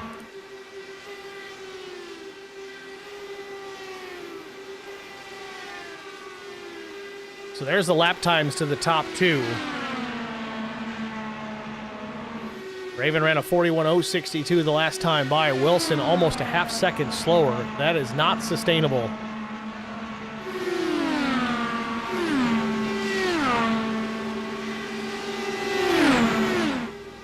As we talk about in racing so much, a tale of two cities. Raven is just hoping, praying, begging for there not to be a caution, because if he can keep it straight, he has got such a huge lead. Everyone else in the field is saying, please, somebody wreck. Exactly. Not me. I don't want to be the wreck, but please, somebody wreck. I mean, I hate to say it. As a broadcaster, I wouldn't mind to see a yellow, get these guys evened back up on the racetrack, maybe with the pit cycles as well. I think at this point, if we were to catch a yellow, I think you really would see everyone come down, take tires and fuel. It would kind of reset everybody's strategy, but again, we're not quite halfway, about 15 laps away from it. That would leave us with another 250 plus miles of racing to try to figure out a new plan, because so far, the first half of this one, I don't think anybody's got an answer for Rick Raven.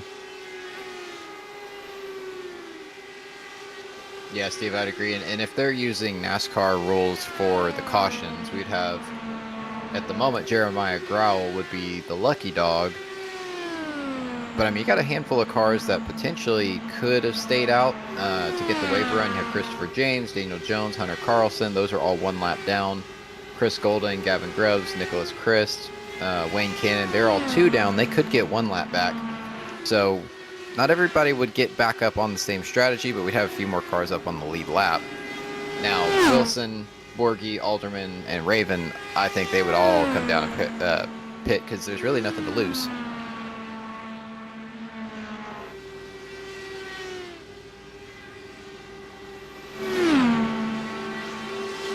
Really big separation, first through fourth, 12 seconds back. Raven has the advantage on Wilson, then another 15 seconds back to Borgie, and another 10 back to Alderman. Your top 4 aren't really even close to each other right now.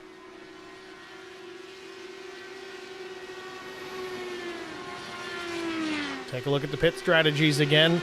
Already nearing another round of green flag pit stops. 22 laps complete for the race leader, Rick Raven, since his last pit stop. He made his stop at lap 30 the last time. If it stays the same, which if we stay green, I anticipate it'll be 30 or 31. I don't know if he's going to stretch it another lap with the pace that he's running right now. I would just kind of guess that he's running full rich right now. Yeah, I think that would be the case for him. There's not enough cars really for it to matter for him to save fuel. That's part of the reason why they save fuel so much in the IRL Indy 500. And I say that in real life, not Indy Racing League. Calm down, IndyCar fans. I was just going to ask. But that's part of the reason why they try to save fuel so much. But in this race, there's really no reason not to try to gap everyone as much as you can.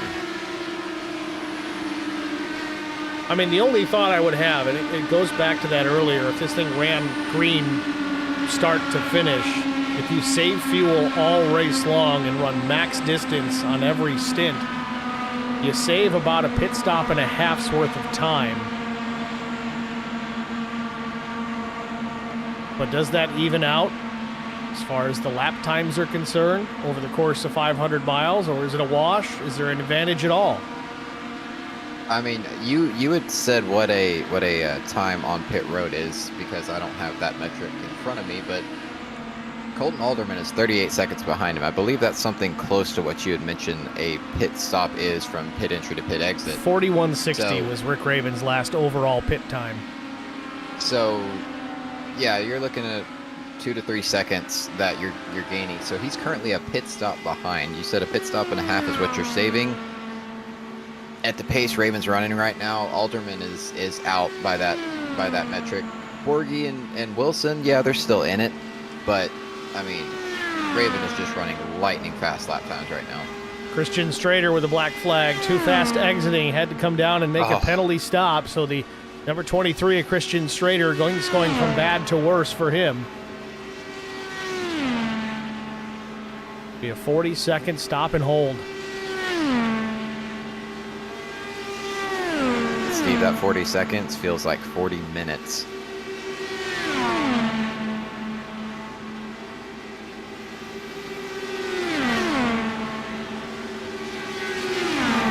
So it was too fast entering, not exiting. He got held before he could leave his stall. He was able to complete the pit work, so not an additional stop. That would translate to almost a minute and a half penalty if you have to come back in.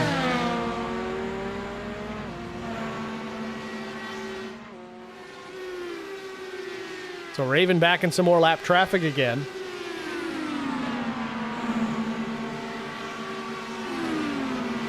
And Steve, if my math is correct, we should see Raven on pit road about lap 94.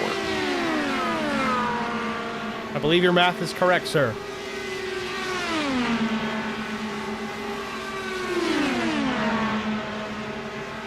Now, he seems to have slowed the pace down. He sees these two guys ahead of him racing pretty hard. I think he's trying to keep his distance until they figure it out.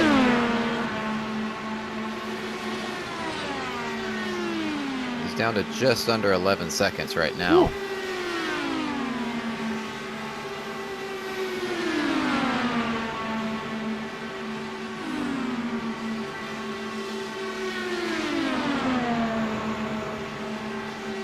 God, Colt, he's just so smooth.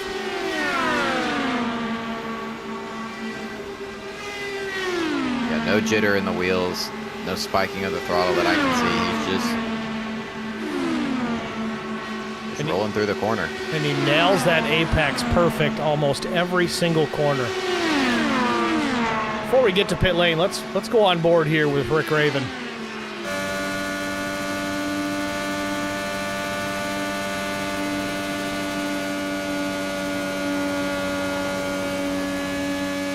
I mean, barely turning the wheel.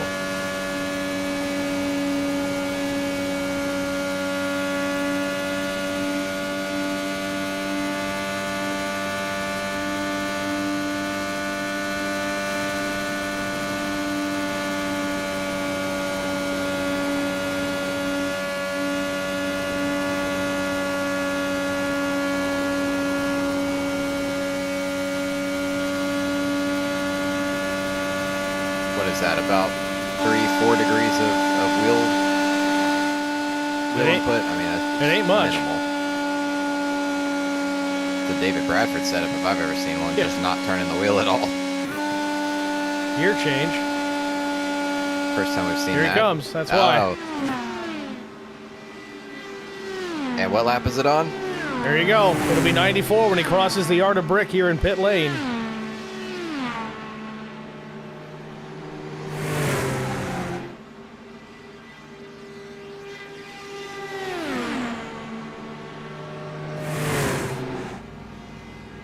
So Cole Wilson will inherit the top spot here as Raven comes to pit lane.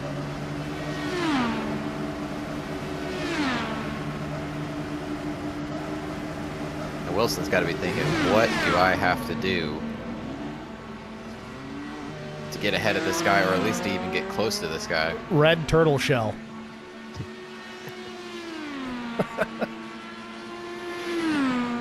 Glad you got it. The blue one finds the leader. Might need to get that one. Yeah, well, he was running second. And I think you can fire it backwards too, can't you? You can. He'd hit Borgie at this point because Raven, after his stop, will cycle back into P3.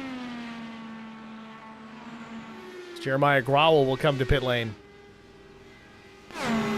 Raven comes out of the pits 2 seconds ahead of Colton Alderman. Yeah, and Alderman still needs to pit.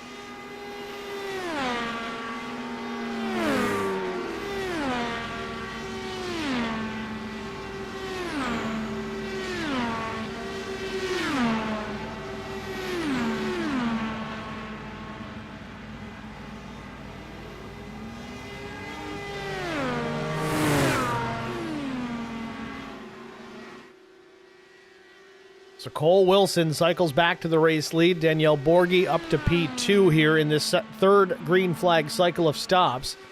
We're just a few laps shy of the halfway point. Almost 250 miles complete here at the FWM 500.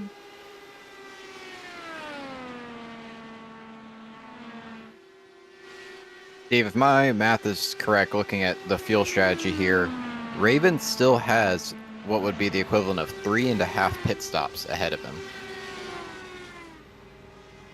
to reach lap 200, which I would imagine he's probably going to save a little bit of fuel to make up for a green-white checker if in the event that occurs. So you save 33% the fuel that you need over the next 3 runs and you eliminate a stop. I don't know that I see him doing that, looking at the lap times. Right, but I mean, if in this case, I mean, obviously caution's going to help you save more fuel. If it runs green to the end, that could be his downfall, because even as it stands right now, he makes these pit stops. He's now back in third position, or second position now that Wilson has pit. If those guys are out there saving, maybe they have half a stop less than Raven does. That's a pretty big deficit. You know, he's lights out fast. We know he's got the pace. But if the strategy doesn't fall his way, we could have a considerable battle between these guys. They may be a lot closer in the closing laps than we expect. One thing we could see him do is split one of these stages. And he could potentially run about 15 to 16, maybe 17 laps on any of these 3 pit stops he has, short pit early and then once he goes on the pit road for that final time, he'll have a full 30 lap stint ahead of him while other guys still have to pit. I mean, that's tough to do because you still have to make the same amount of pit stops, but get your short stint out of the way early. Maybe you can lay some rubber down and get even further away than he already is. Yeah, I mean, the tire fall off is existent, but it's not significant. It's about 1.3 to 1.5 seconds, new tires versus old. So there's a little bit of an advantage to kind of split the stage, as you said.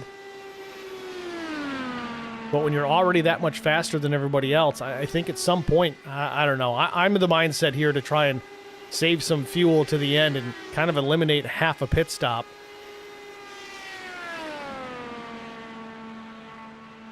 And obviously, you can't really quantify it as half a pit stop. If you're 3.1 stops, it's going to be 3 stops. There's just no two ways about it. If you're 3.9 pit stops, you're still 3 stops. You just in his position, yes. I would say for other people, like maybe Borgie or Alderman, you would go ahead and round up to a 4th pit stop, just to. Meanwhile, Cole just Wilson, to bank on a green light checker. Wilson's got more pace than I think we realize. He just ran his fastest lap of the race, a 40.60, and it's about 300ths quicker than Rick Raven's fastest. And that last time by, they were pretty much dead even, about 4 thousandths off of it. Wilson about 4 thousandths slower.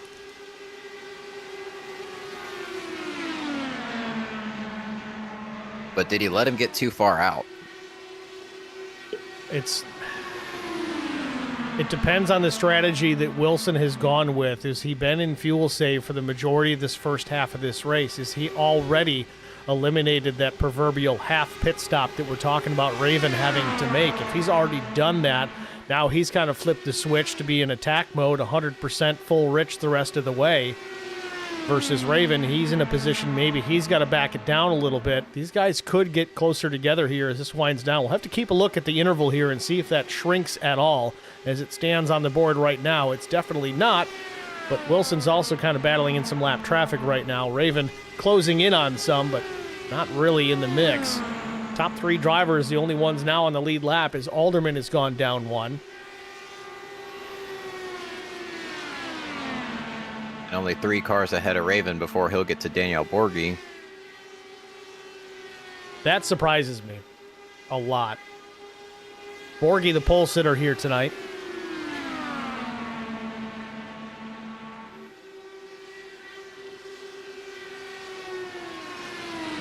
Now, we've mentioned Borgie has pitted late every time.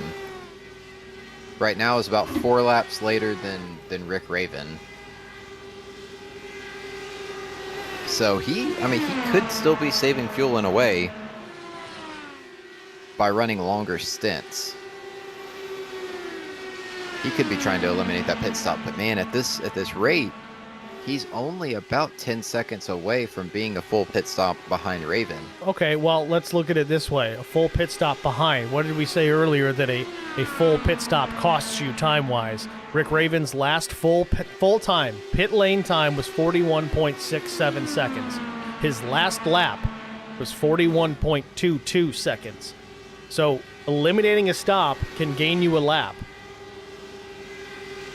Right now, Daniel Borgie is about 32 seconds behind the leader, so he's only about 8-9 seconds from getting lapped. I mean, that is a huge distance on track if you're ahead of someone. Now, if you're the tail end of the lead lap like Borgie is, that probably feels like he's right up your tail. Borgie also just ran his fastest lap of the race, 40.764 out of the number 27, our pole sitter tonight. So pace picking up for the leaders now as we're past halfway here at Indianapolis. We're going to step out and take another track limit side-by-side break. Stay with us. We'll be back after this.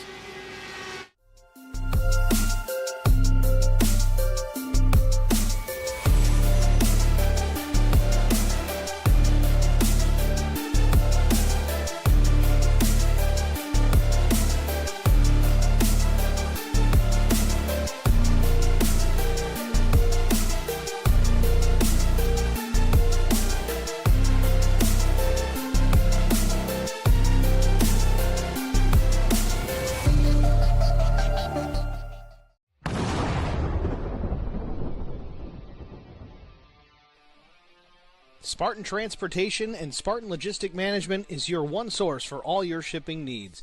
53-foot dry van shipments, auto transport shipments, full-service in-house brokerage, drop-lot facilities, just-in-time deliveries to all auto manufacturers, facilities in St. Louis, Missouri, Kansas City, Missouri, and Indianapolis, Indiana.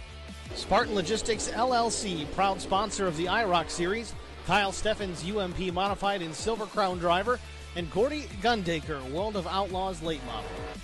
Visit us at spartan-logistics.net or find us on Facebook.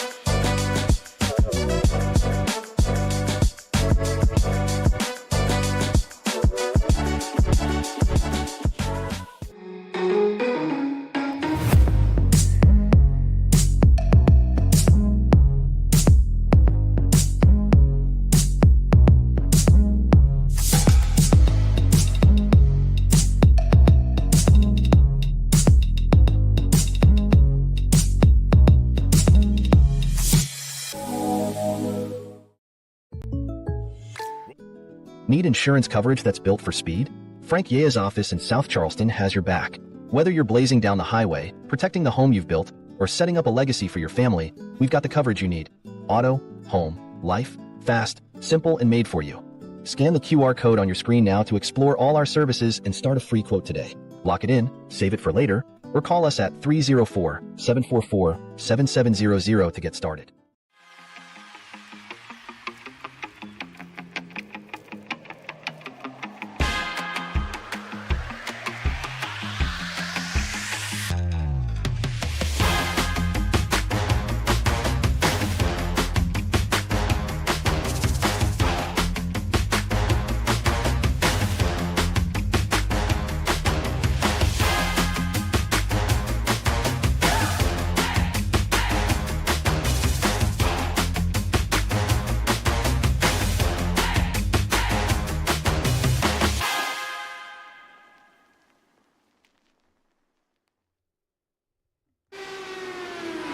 Back at Indianapolis Motor Speedway for the FWM 500 here from Indy. Past halfway, and it's been a runaway so far for leader Rick Raven as he continues to dominate with a 14-second advantage over Cole Wilson and pole sitter Danielle Borghi. Borghi back 33 seconds. Cole, we had a little strategic conversation in the break. What was your take? Yeah, just trying to do the math here on where these strategies are going to line out, and yeah, on the timing tower, Rick Raven is just gone. But if you really break it down, Cole Wilson, that last pit stop came in about 3 laps later than Rick Raven, and they still have at least 3 pit stops left to go. So averaging it out, which I don't know that he has every single stint, but he would have saved about 3 laps per stint. They've pit 3 times. They're estimated 6 pit stops. So he would be around 18 laps of fuel that he is saving, or that he is stretching his fuel stints out. So he's about at a half stint that he currently is running. Now, Daniel Borghi is in similar boat, but he's actually closer to 20 laps that these guys are running. So they're trying their best to save fuel. Their pace is still a little bit too hot for it, but we could see them either short pit or just have less time on pit road. They're trying to reduce the amount of time that they're filling it full of fuel. That way they can get back on track quicker. Meanwhile, Chris Bingley on pit lane with some significant damage. A right front wing peeled up considerably on that machine. Not sure what happened there specifically. We didn't catch a caution. but he's been parked there for the better part of the last 30 or 40 seconds. Started 8th here this afternoon, a solid qualifying effort. I do believe he burned a fast repair early on in the race, though, so he's getting the damage fixed manually.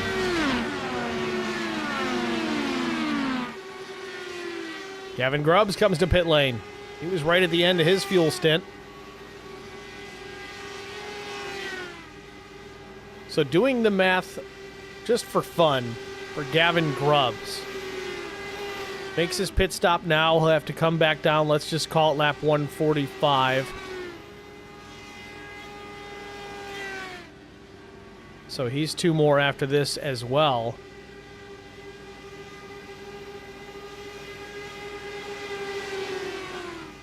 Oh, and I'm trying to see when he pit last, but it's not showing. Well, it'll show it now.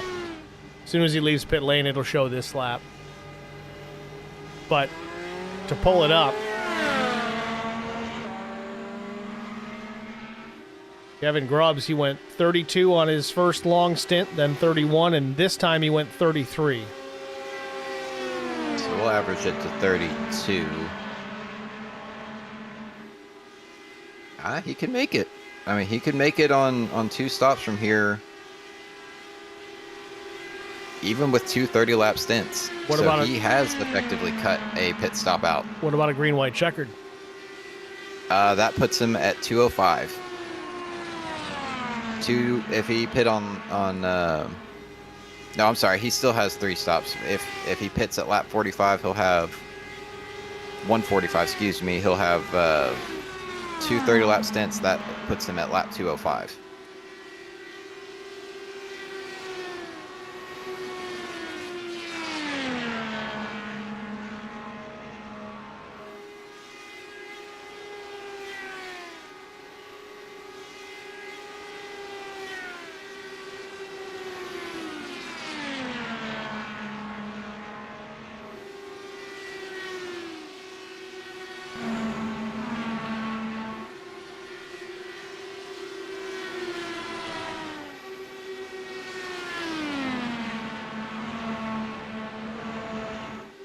Now, Steve, I don't know if Rick Raven found another gear or Cole Wilson went into extreme fuel-saving mode, but he went from a 13-second interval to 19 seconds in the span of a few laps.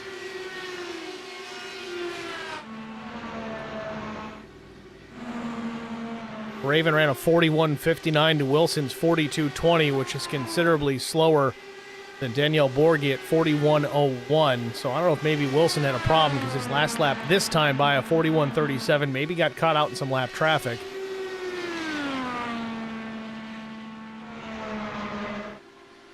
Last lap for Raven, though, was a 41.58.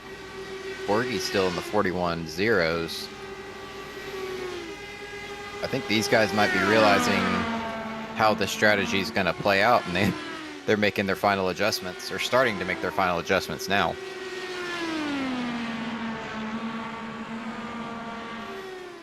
David Warmoth back in the chat says 35 was the magic number. I practiced it and practiced it and practiced it.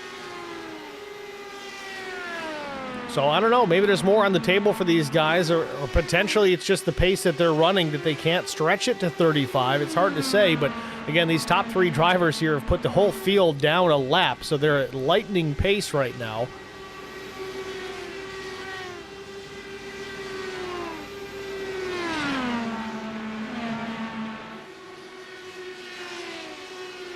I think these guys just decided that they're not going to wait for the rest of the field. They're going to take off and go.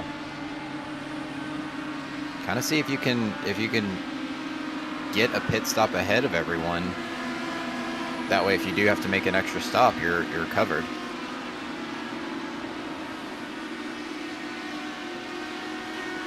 Let's try and go through the field, at least for the cars remaining on track. Rick Raven, your race leader, started today outside front row and quickly got to the race lead. He's led a bunch of laps here already this afternoon. 200-lap event. He's led 94 of the 121 complete up to this point. Cole Wilson, he's led a few as well, 15 to be specific. Started back in the 3rd position. Just doesn't quite seem to have the pace right now to run down the 22nd gap that he has behind Rick Raven. Daniel Borghi, pole sitter tonight. He's led a couple of laps, a handful to be specific. Maybe he's got something in the strategy bucket that can help him pick up a win here tonight. We'll see. Colton Alderman running in 4th, started 5th. It's been a solid run, just a clean afternoon for the driver of the number 9. Jeremiah Growell is currently in the 5th spot, started 9th. Christopher James, haven't talked a whole lot about him tonight, but he's made a massive improvement from his starting position. Deep in the field, 21st, he runs 6th. And Hunter Carlson, he's had an eventful night. There was some significant damage on that race car earlier on. Used a fast repair to get back out there. Still in contention, started 10th, runs in the 7th position. Dan Jones, better qualifying effort than where he runs right now. He's currently 8th. And Gavin Grubbs, he's had his share of excitement this evening as well. He runs 9th, but started deep in the field as well in P23. Chris Golden crashed coming to the green flag, never even got the green flag. Got the car fixed. He's back out running 10th. Nick Christ, currently running 11th. Started 7th here tonight. Fun fact about Nick, he is actually racing in a simulator belonging to Blaze Alexander. Wayne Cannon running in the 12th position. He started 19th. Wayne, the organizer of tonight's event, also runs FourWide Motorsports as the leader. Rick Raven on pit lane. Hayden Bloomer, 13th, started 6th. Landon Brown running about where he started. He's 14th, started 13th. Christian Strader with a penalty. He's currently in the 15th spot. And Steve Luttrell behind him. He is 16th, started 15th. Meanwhile, Rick Raven, again, as we said, on pit lane. Finish up his stop, 9.65 seconds to stop for Raven. He'll slot back into P3. Wilson will inherit the top spot. Danielle Borghi back to 2nd, but again, they're in the same boat. They're going to need to make a pit stop as well. So this leaves... If we run green, Colt, he's going to have to stop with like 5 to go. Yeah, Steve, and just, again, doing the math, it appears he stopped a lap sooner than he had been.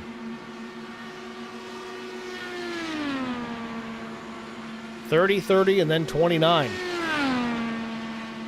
Interesting change. I don't know if maybe he ran into some traffic he felt like he couldn't get around, or if that was a conscious change. Again, it could factor into fuel enrichment as well. Maybe he's putting the power down a little more than he was.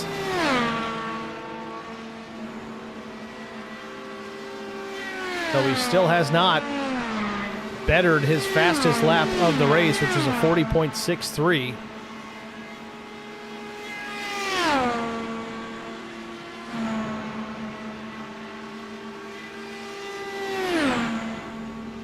So we should see, if they're following the trends that they have been, Cole Wilson should come in lap, looking at my notes. Wilson's on lap 28 of this stint. Yeah, so he should come in lap 20, or, excuse me, sorry, I'm scrolling through 4 different pages right now. Lap 128, I believe he will come in. Which is what, 5 laps later than Rick Raven?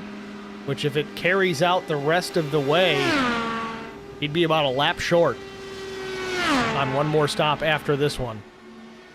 Whereas Raven would have to make a stop with about 5 to go. Wilson, unless he saves, he'd have to save another lap of fuel over the next 2 runs to make it to the end. Which I think that's pretty easy.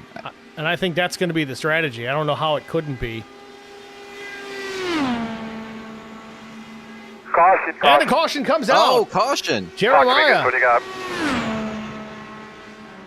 Big time trouble for Jeremiah Growell, and the fuel strategy goes out the window, but Rick Raven made his stop under the yellow flag.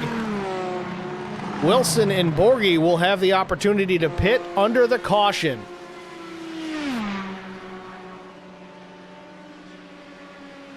Well, throw that out the window. Fun on pit road, I'm hearing through the radio chats. Oh, got the grass. I think he was coming to pit lane or leaving it. That's a big hit, even at a lower speed. Lucky to not get collected there. Cold tires, just gets on the grass and upsets the balance of the car. Ooh, that is a hard hit.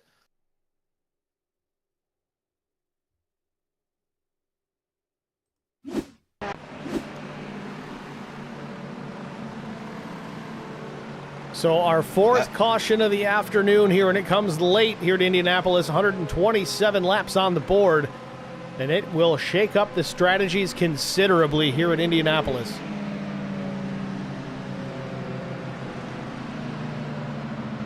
Well, and Steve, I didn't catch who said it, but I heard one radio message, and I can only imagine who that was from. It was, quote, "Well, that sucks." I'm going to guess it was the one of Raven. I would imagine so.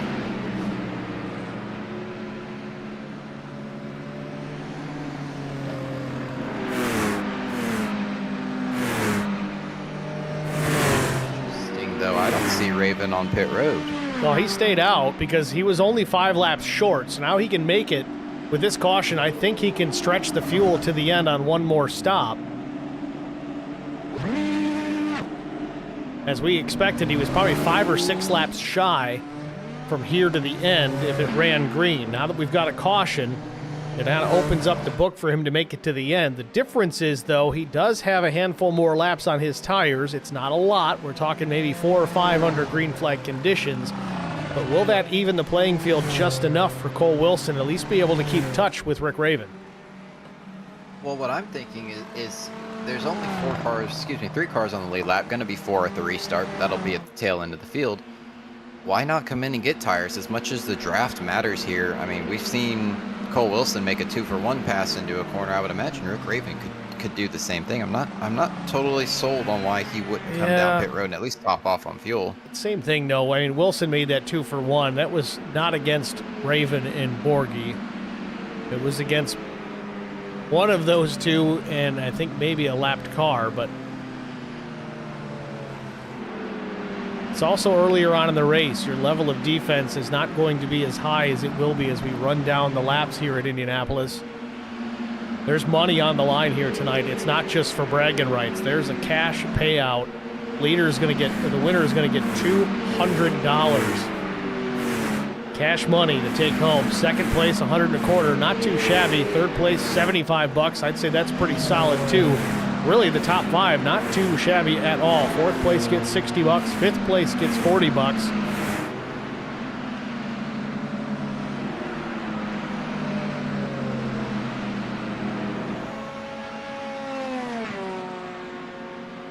But as we say it so often there, Colt, cautions breed cautions. Rick Raven wants the clean air, puts himself in a solid position on the track. He knows he's still got to make one more stop anyway, at a minimum.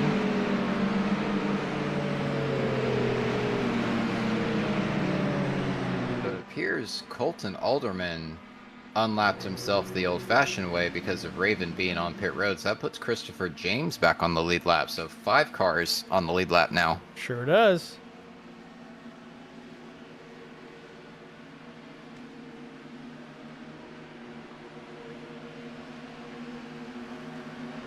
All of those except Raven have pit at lap 128.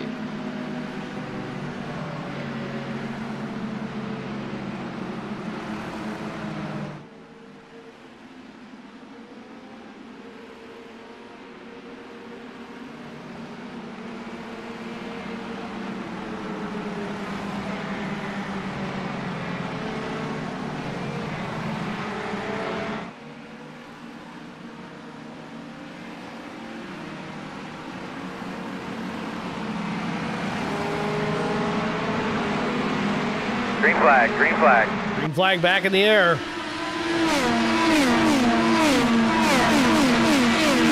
70 laps to go for Rick Raven. Boy, and Raven fired early trying to get away from Wilson. Doesn't want to give him that draft, and I can't say that I blame him.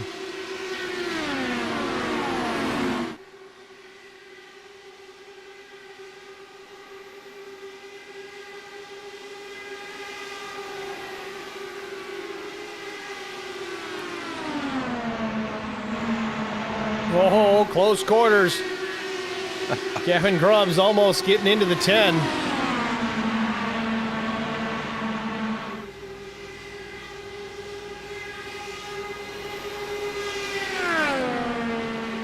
Wilson with a big run on Raven. He caught the draft back. Now's when you got to start playing with that weight jacker to get that race car to turn. He's in the wake.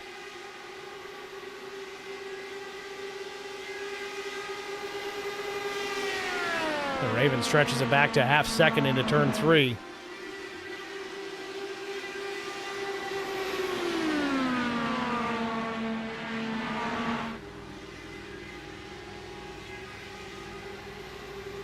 Steve, Daniel Borghi did not fire off on that restart very good. He is already 2 seconds back. There's also a lap car. I believe that's Wayne Cannon between them. Not sure how he ended up in there. Again, IndyCar fans, forgive me on my knowledge of the restart rules, but I don't know how a P11 car ended up in on-track 3rd position. The world may never know.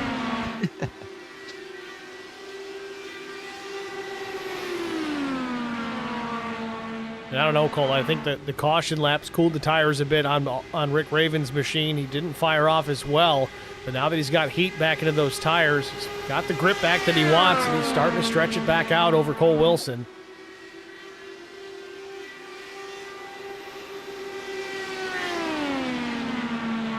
And Steve, early on in the race, under that slew of cautions we had, they saved about 5 laps. They added about 5 to 7 laps on their fuel stints. I would guess that they're going to add about 3. So if we're going off of, I mean, the longest runs we've seen are 32 laps. We're looking at 35. Judging by Raven's average stints, he's looking at adding an extra 3 laps. He'd be at 33 laps per stint. So he's still not quite there. Caution falls at actually a very interesting time fuel-wise. I think that math was already done in the head of Rick Raven. That's kind of why he stayed out, knowing that it was too close to bother with it. Might as well just wait and see what happens. Could have been. I think he really, really likes the way his car feels in clean air. Well, it's showing here. 6.5 tenths the advantage for our race leader, Rick Raven, who's already locked up the most laps led here tonight.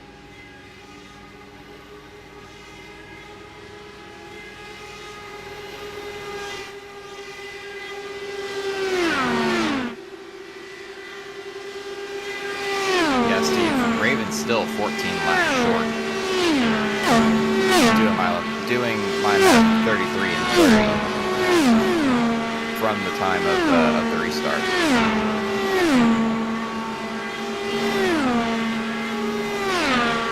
Even if he saves to 35 and 35, that's still... Yeah, you're still 7 laps short at that point.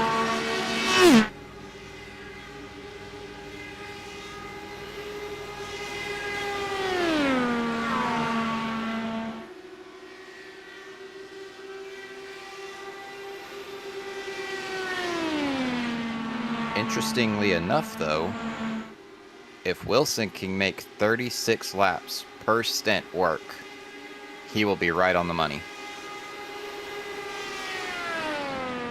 It sounds doable. What's the longest we've seen today? I think it was 33, wasn't it?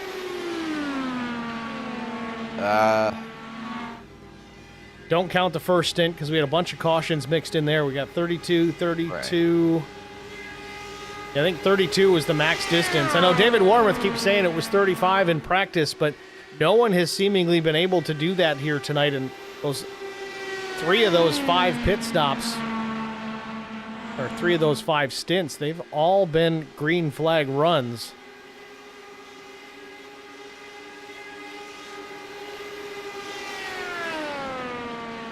Grubbs went 33.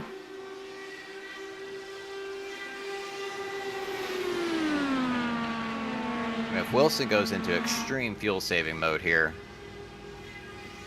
he will lose the draft to Raven. He might not be convinced he can save that much fuel, or he's not even thinking about it right now. Again, this is the first time in roughly an hour he's seen the one car. That's the thing, too. I mean, you almost kind of got to say, well, I'm not going to get Raven here on pace alone. It's just not going to happen. You know, to throw that Larry Mack quote into the mix, you follow the leader, you're going to follow the leader all day long. Wilson's got to come up with a different plan here. So I think even salvaging the draft and the positions, I would suggest even going full lean here until you run back into the 5th position. Let Chris James go on by, ride in his draft. You know you're fast enough to make passes on the rest of those guys, Danielle Borghi included. Save the fuel, and then go hard on that last run.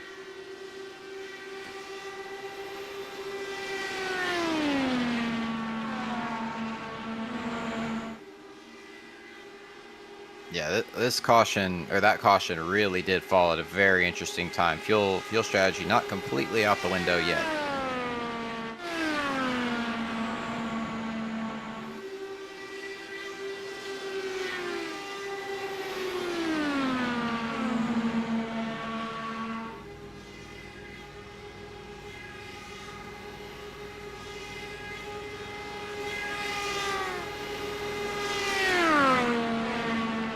Wilson down on lap time now, 41.55 the last time by.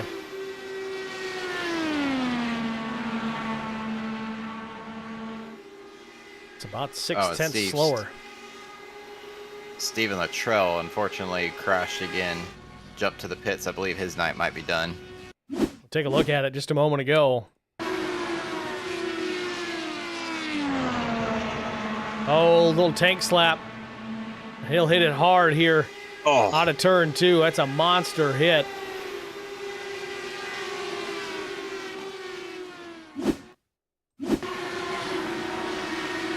Tough night for Luttrell. Was already 5 laps down. It doesn't take much. You saw how slight that wiggle was, but that's all it took to send him around. In that correction, I mean, we're talking wheel adjustment of, I mean, we saw how slim Raven was turning the wheel into the corner. That's probably the angle that Luttrell took, if that. I mean, he didn't even really turn the wheel to the right. He just kind of straightened it out, and that's how loaded up these cars are.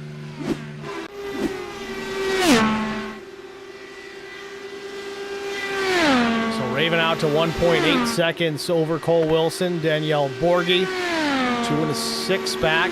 Alderman, 9.3. And James quickly to 19.9. That is not very long. We got back under the green flag here about 1:32, if my memory serves. So 10 laps. He's put almost 20 seconds on 5th place. Now, Steve, one person we're forgetting here is you just mentioned Christopher James. At how slow he is running these laps. There you go. He is on the same pit strategy as everyone else. He might be doing what Alderman, Borghi, and Wilson might be not thinking about.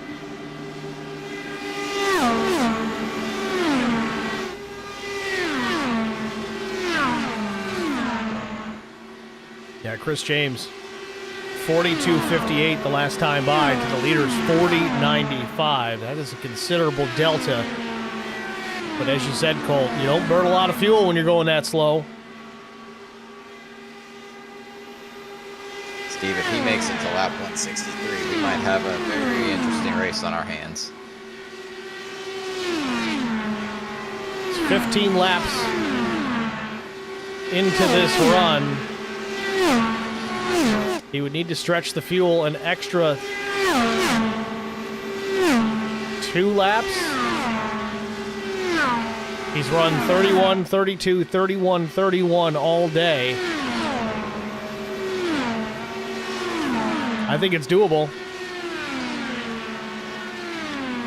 41.85 last time by. Colton Alderman, 42.15. He might have gotten a whiff of what's going on. And he's got a real shallow exit, too. He's shortening up his lap.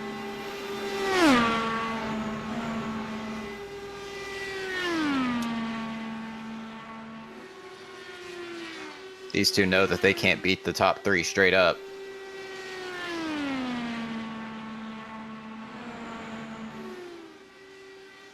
Some drivers have real-life crew chiefs. Some drivers just listen to the broadcast. And sometimes you can pull some strategy from that alone.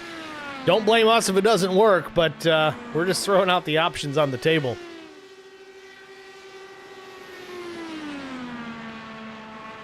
Yeah, I forget who you picked, but I believe I picked Cole Wilson. I'm honestly surprised he's not on the hook yet, knock on wood. I picked Landon Brown. He's back in 14th. Well, your picks always have worse luck than mine. Usually.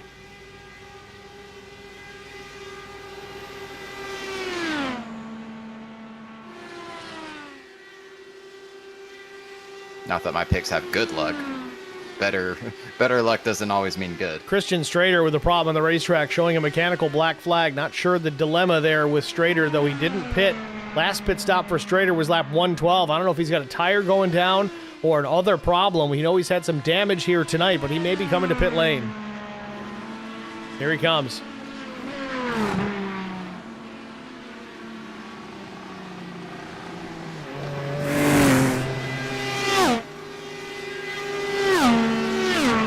Or still underpowered. He didn't have an engine failure or gearbox failure.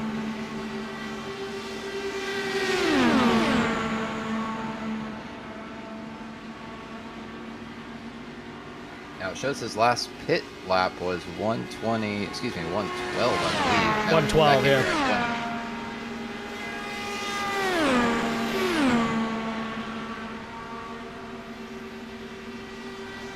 Or unless he's that considerably that far off the pace, I don't know.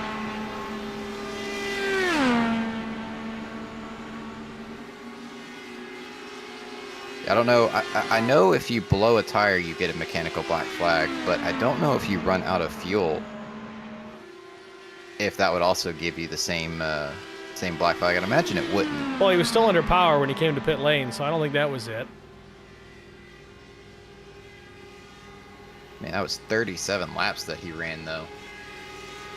So it is doable to run longer than what we've seen. It's just how much pace do you want to sacrifice? That's just the real question. You know, you also got to bank on this thing running green to the end for that to play out. But at this other side of the coin, you sacrifice the track position to use your strategy. If the caution comes out and it makes the strategy go away, you get the track position back. It's kind of a good call, really, if you think about it. Yeah. Now, not for Strader specifically, as he's still stuck on pit road, I believe, getting damage repaired, it seems. He's been there for a minute and a half now. Well, 125 miles to go, 50 laps remain here from Indianapolis, approaching our final round of pit stops. We're going to take a break, side by side, Track Limits Network style. Stay with us, we'll be right back.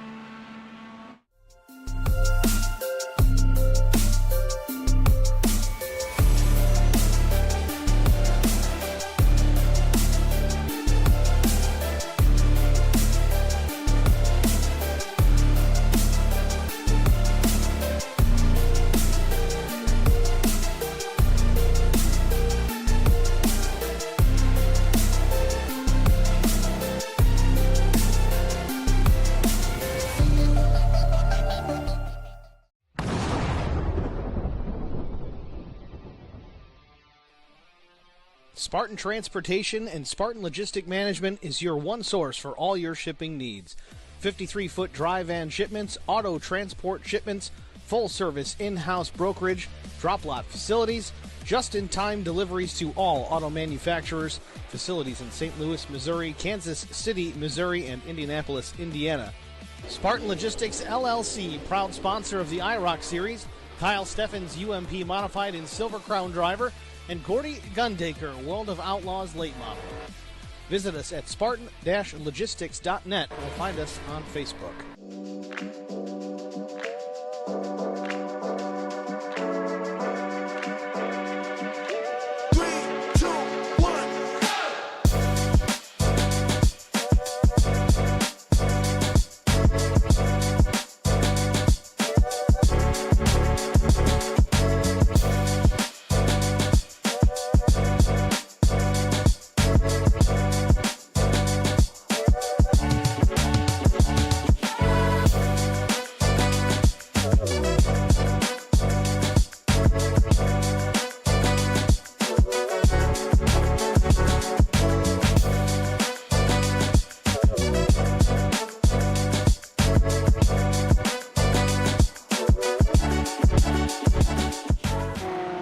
Back at Indianapolis Motor Speedway under our 5th caution of the night for Hayden Bloomer. Throws another curveball in the strategy department. We'll see what happened here to the 10 just a moment ago. Hayden Bloomer, a problem out on the speedway.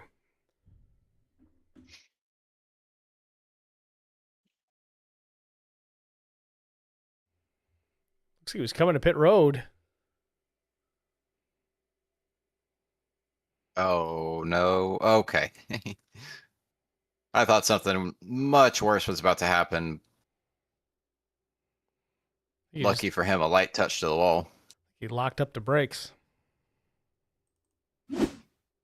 I thought he was about to Clint Boyer that pit entry wall. If you know, you know.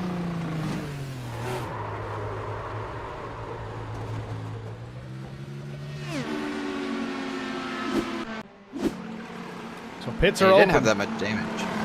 No, not a lot of damage, but I think he was trying to tow to get out of the way of the leaders, maybe to not draw the caution, but a little too late. Which was the right move. That was definitely the way to go.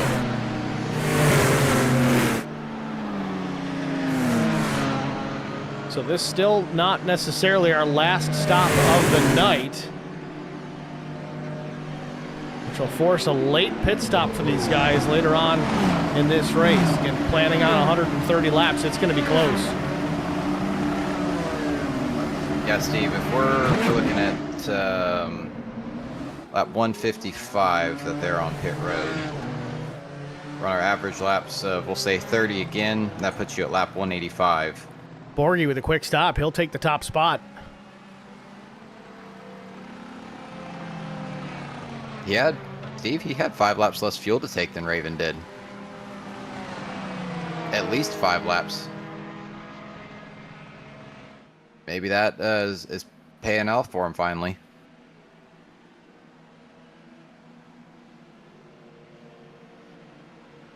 So it's been quite a while for Daniel Borgie to be out in front with a quick pit stop. It puts him back on the number 1 position. Rick Raven will start in second. Then Cole Wilson, Colton Alderman, Chris James. Hunter Carlson still sits in his pit box. I think he was late getting to pit lane, but I think he's back on the lead lap. I believe so. I believe he was the lucky dog, if I'm not mistaken. Which is, you're allowed to pit with the lead lap cars.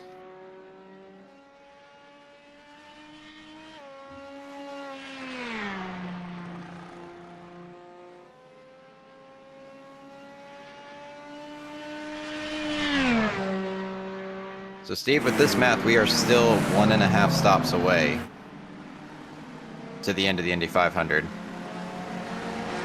So while making it on fuel is not necessarily the concern now, it's when do you pit? Do you run it all the way empty and cross your fingers for the caution, or do you short pit this stage here and then run it to the end? That's going to be tough because I believe desperation's going to start setting in for some of these guys that are further in the back. They feel like they've got a second chance at life now. They might be making a few more desperate moves trying to get up to the front. Yeah, it appears 4 cars are getting the wave around. Excuse me. So that's going to put 11 cars on the lead lap.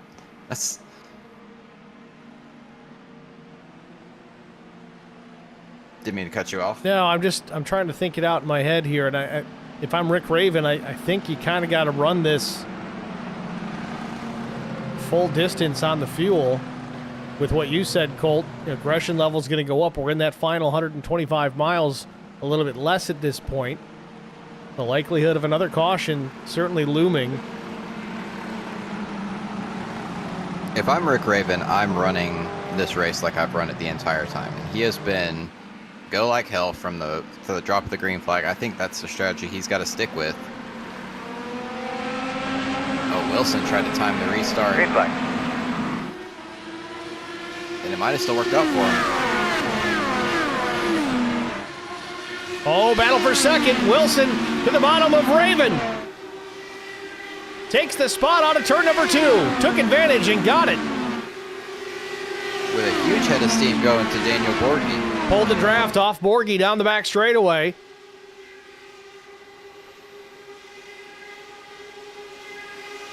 And Chris Golden's in trouble, but a battle for the race lead. Wilson to the inside, Borghi way up the racetrack. He'll have to run through the short chute, but now Raven's going to the bottom. Almost contact. They're inches apart out of turn number 4. Raven still with the head of steam.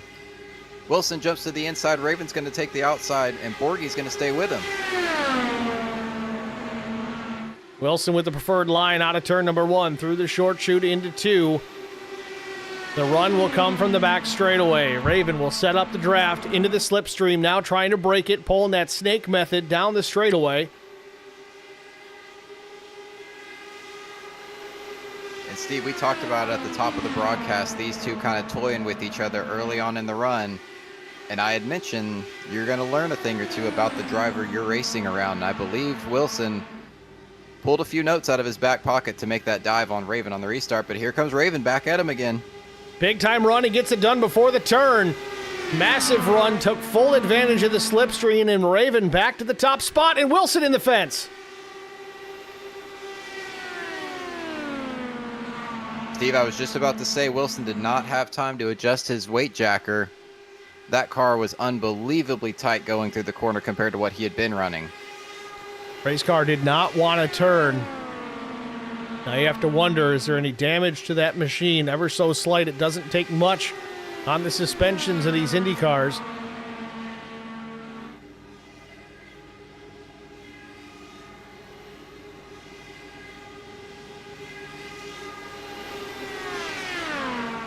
The aggression and the excitement is ramping up here. Sarah Murphy in the chat says, "Go, Nick, go." Cheering on Nick Christ in the 8th position.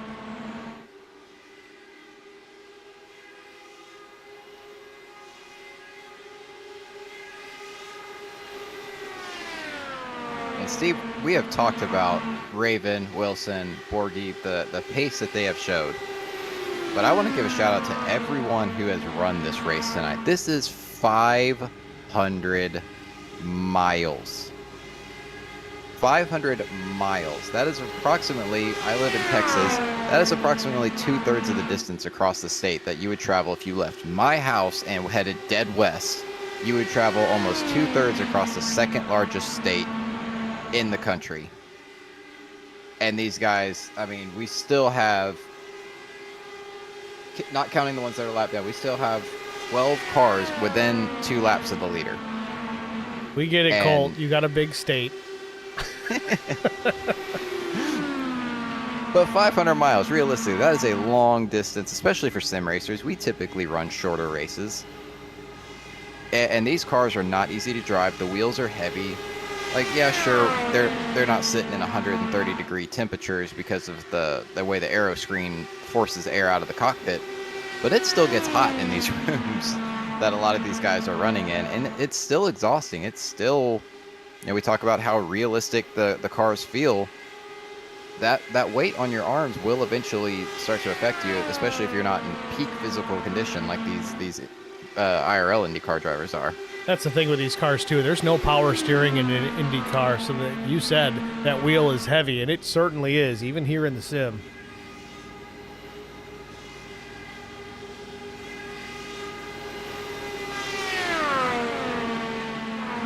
Puff of smoke off of Wilson. He got the wall just a little bit entering the corner. giving it everything he's got, using all the racetrack. He had closed it down to about 4/10. That slight puff of smoke there cost him 0.3 of a second, and maybe some more here as Raven barrels down into turn number 3. 3/4 of a second advantage now back to P2.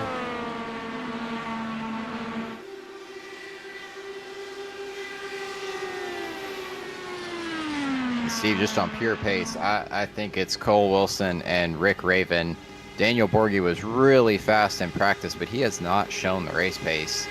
He's been there just kind of hanging around, but he has not been at the level of these top 2 right now. Want to make note, Chris Golden has had a moment on the racetrack, and he is out of this race. Let's go back and take a look at it here. About 6 or 7 laps ago, we'll take a look here what happened to Mr. Golden. Car's easy to spot.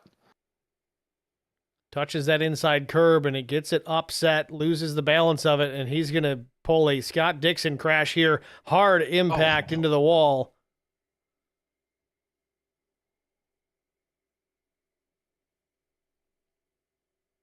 And Steve, I believe that's a almost identical wreck to that Drew King early on out of turn 2. Only this time it was in the short chute.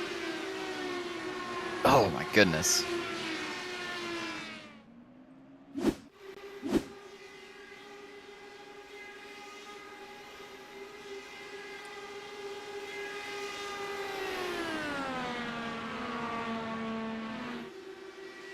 So Steve Luttrell in the chat says, and I upgraded my wheel on Wednesday to a stronger wheel, ... I forget that I'm 42 until I do 130 laps at Indy, then I remember. How your wrist feeling, Steve?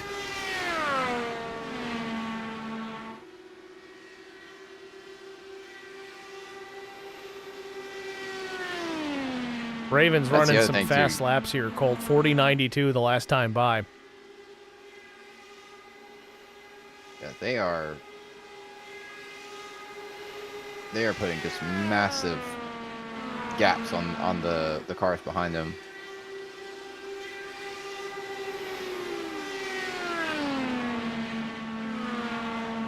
Steve, we had mentioned Chris James and Colton Alderman might have been saving fuel before that caution came out, trying to shortcut the pit stop, but I think that might just be the pace that they have right now, and it would have worked out for them had that stayed green.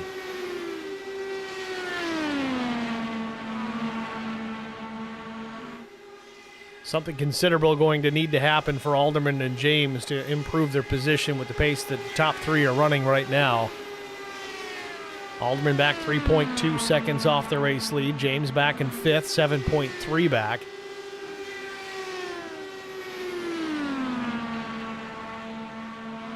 Luttrell says, my shoulder hurts, my head hurts, my thumbs hurt, my arms are going to fall off. As long as you're ready for Sunday. Find you a ibuprofen sponsorship. That's how Jimmy Johnson got his Excedrin headache sponsorship after that massive wreck at the Glen. I'm surprised he didn't get an Air Force one. Surprised he didn't get life lighted.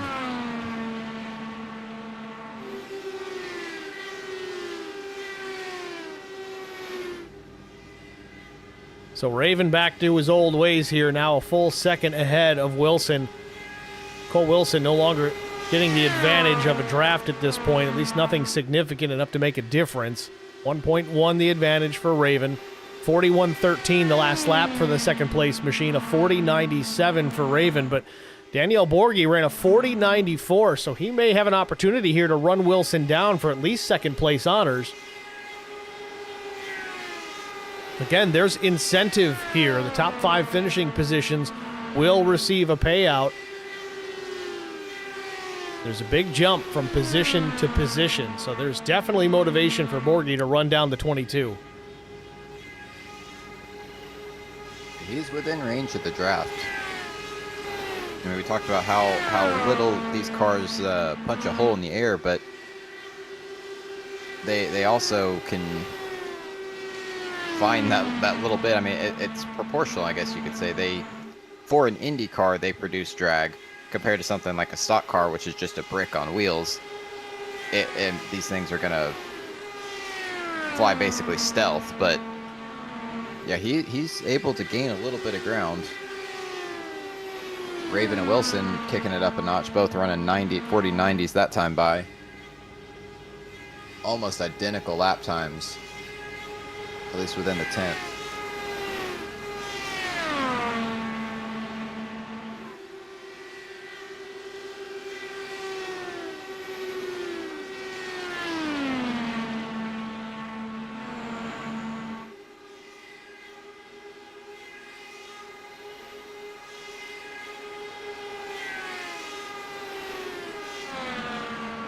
Borgie really incentivized here to run down Cole Wilson for that second spot, really, because the payout's in U.S. dollars, and right now he's taking a hit on the currency exchange.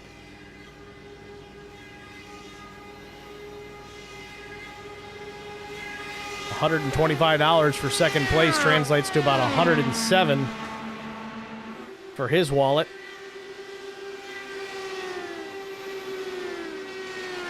You just went and Googled that, didn't you? Sure did. I've got my calculator, you've got your Google. We all gotta have a crutch.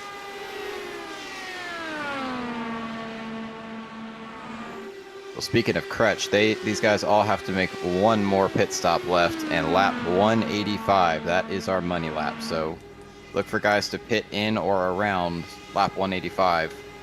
That'll be the end of a full fuel run from their last stop, and then about a half stint into this final run. Or alternatively, we could see the pit window open, right? The pit window is open now. Yeah, I mean, they could definitely make it to the end from here. And I guess that's the question. Is there really that much of an advantage to come down now? Can Wilson try to pull the undercut? Obviously, the lap time's falling off as we get deeper into this run. The fastest lap of the day for Rick Raven is a 40.63. He's about 0.3 slower than that. It's not significant, but the other way around, Cole Wilson, 41.20, now a 41.14. His fast lap was a 40.60, so it might be advantageous for the 22 to say, you know what, I'm going to try something here. Come down and take a set of tires, get that last tank of fuel, and run this out to the end. Yeah, Steve, that wouldn't be a terrible idea for Wilson, Alderman, and James. I think Borgie, he's got the pace right now, although he was a little bit slower that last time by. I believe he is going to try to run this out and have a shorter last stint. Again, we always have that potential for a late caution. We've had a couple of surprise ones, incidents that didn't necessarily draw a yellow flag, things that we were kind of surprised to see, single car incidents, just the slightest of mistakes. We saw it out of Steve Luttrell, and then we saw it out of Chris Golden. Doesn't take much.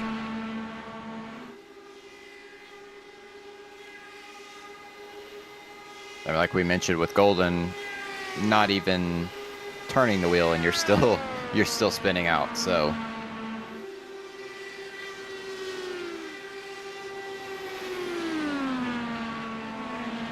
Here he comes to pit lane. We're just talking about the undercut, and here he comes.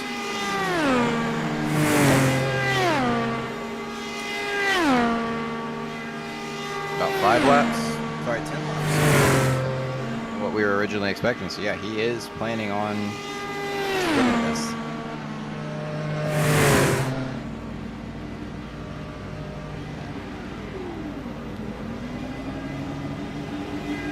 Raven and Borgie stick to their guns, or do they follow him down pit road? I don't know. If I'm Raven, I'm going to stick to my guns. Borgie could kind of go either way. Raven's just been so lights out fast here tonight. I don't think it's really going to make too much of a difference for him, especially if we stay green.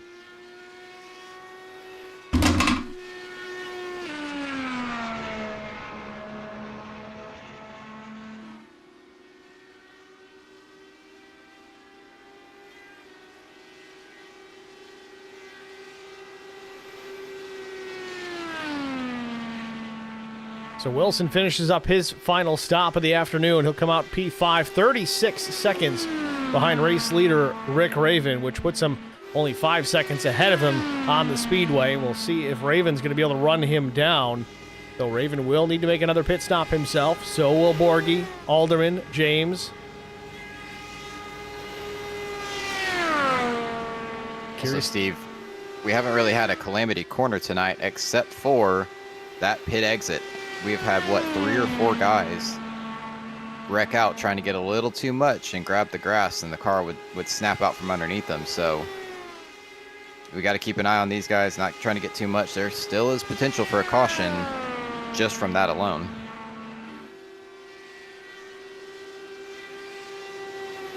Borgie's last lap, a 40.97 to Raven's 40.96. Very close times here. About 0.08 of a second overall separating the two.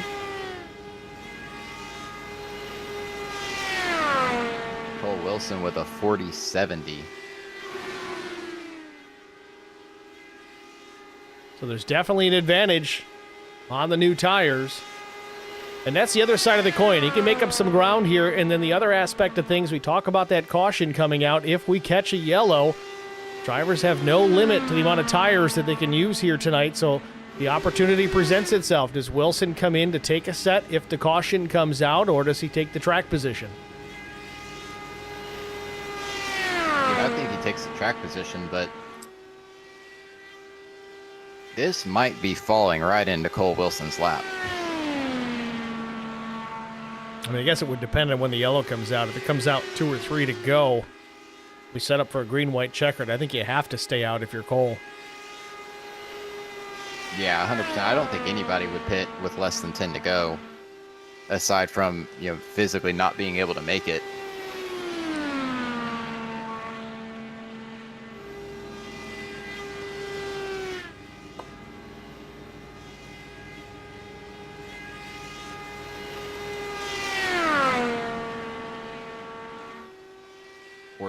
.8 for Wilson this last time by, still a 1/10 and a quarter faster than Rick Raven. Right now, Wilson's just got to make sure he stays on the lead lap here. 20 laps to go. The question now is, when does Raven finally come down to take his last pit stop? It's 26 laps in, maybe another 4 or 5. We should see the one come down and pit. Is there any real advantage to go fuel only at this point? I mean, it's long enough to fill the tank here. You're going to have all 4 tires off the ground anyway. And here he comes. 20 to go. He's going to come in a little early. Buys himself some green-white checkered insurance just in case.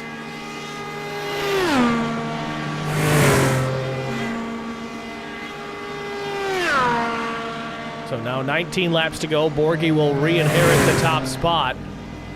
Still needing to make his final pit stop.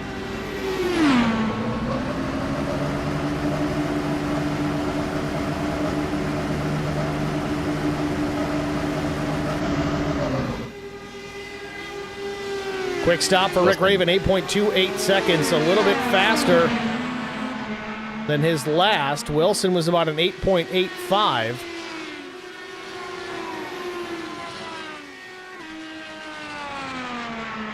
Correction, Wilson was an 8.17 right now.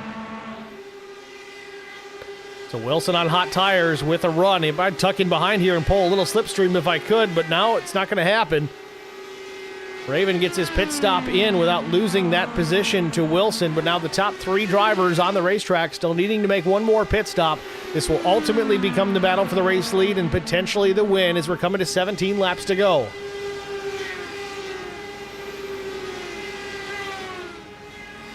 Chris James going to pit this time by. And Steve, I thought Wilson was going to come out with about a 5-second buffer. I'm not sure what happened there.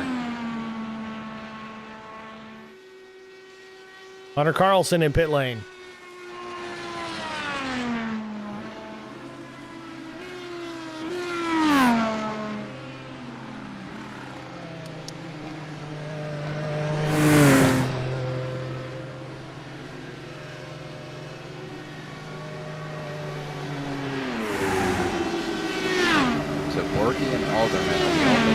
Yet to make their final stop in this race.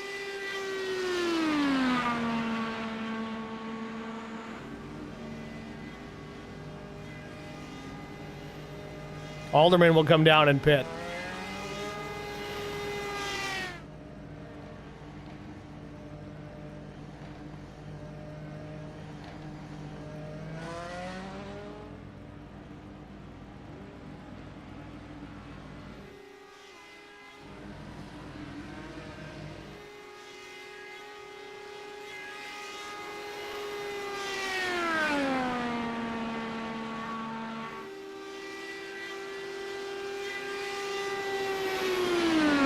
Boy Steve, Raven and Wilson are just caught up in all kinds of lap traffic ahead of them.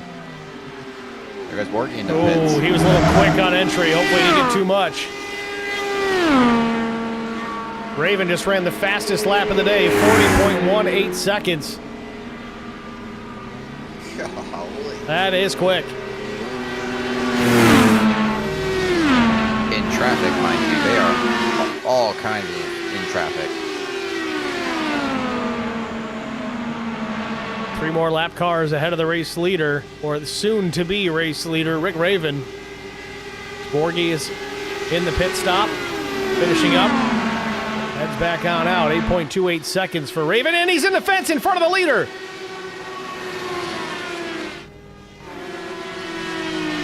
Gavin Grubbs in the wall with 15 to go. Will this bring a caution out?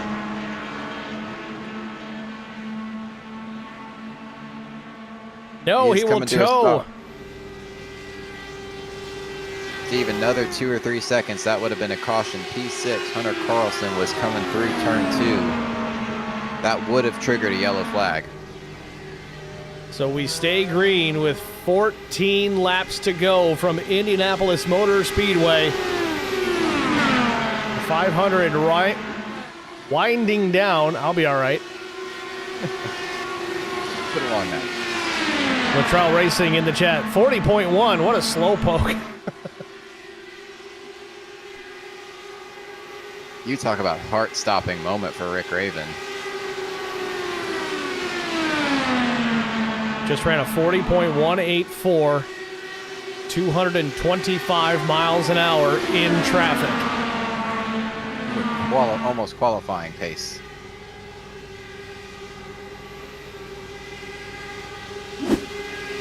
For comparison, he ran a 38.82. Raven did it just 29 thousandths shy of that, but still in the 38-second range.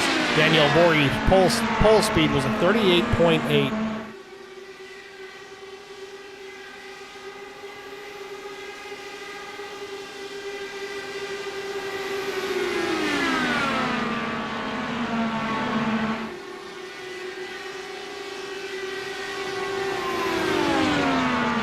Raven running up on Wayne Cannon here, finds him in a good spot, exit at turn 4, pulls down to pass at start-finish. Cannon gives him plenty of room.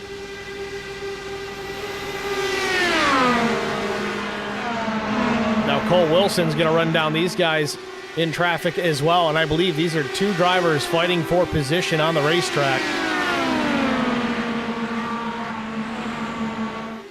There's nothing worse than being a lead lap car passing 2 lap cars who are fighting for position, but gonna give them room.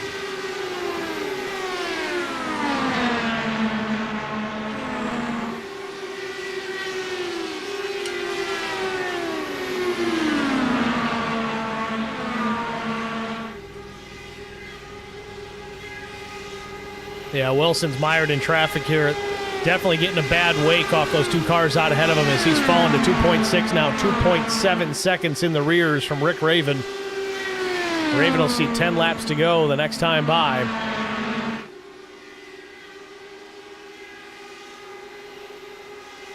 Steve, a little bit different circumstance, but we've heard in the NASCAR world, you know, drivers like SVG, when he's on road courses, the crew will often tell him to slow down, manage your stuff, and he'll tell them just stop talking to him. He's running his line. He's leave running me alone. Yeah, leave me alone. Let me do my job. Or in the words of the famous Kimi Räikkönen, we miss you, Kimi. Leave me alone. I know what to do. So I think that's Rick Raven right now. Is he is just running his laps, running his line, hitting his marks. And he knows he's faster than these guys just on raw pace. So as long as he doesn't make a mistake, he'll be just fine. And if you change up your line and change up your marks, you're more likely to hit a mistake. Well, that's just it. When guys kind of slow their pace, they get themselves out of a rhythm. You know, that's we've mentioned J.R. Hildebrand a couple of times in the broadcast here tonight. That's what he did. He's like, all right, I'm a rookie at Indianapolis. I have the lead on the final lap. I better be careful here, because he had a big advantage. I think it was back to Dan Weldon at the time. Weldon ended up picking up the win on that day.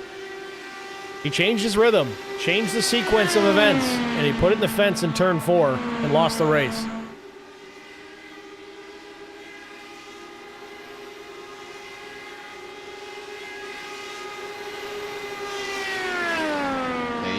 rough for David Malukas losing the Indy 500 the way he did this year. I cannot even imagine what was going through Hildebrand's mind.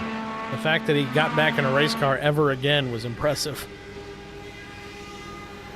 I would have just sat there hoping someone hit me from behind. Well, it was interesting because he hit the wall hard enough. I think he ripped the right front off the race car, and he still kept his foot to the floor all the way to the checkered.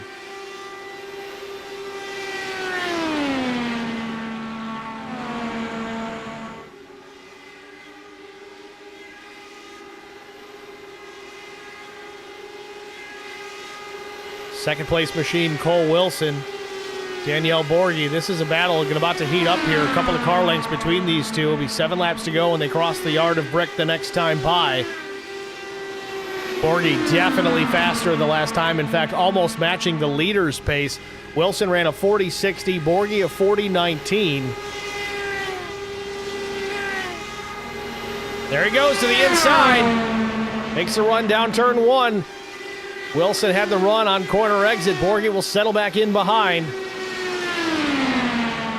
I think Borghi's setting him up here. Steve, I believe if we're going to have a late race yellow, it's going to be from a situation like this. These two getting aggressive. The time for fun, the time for games is over. There's money on the line.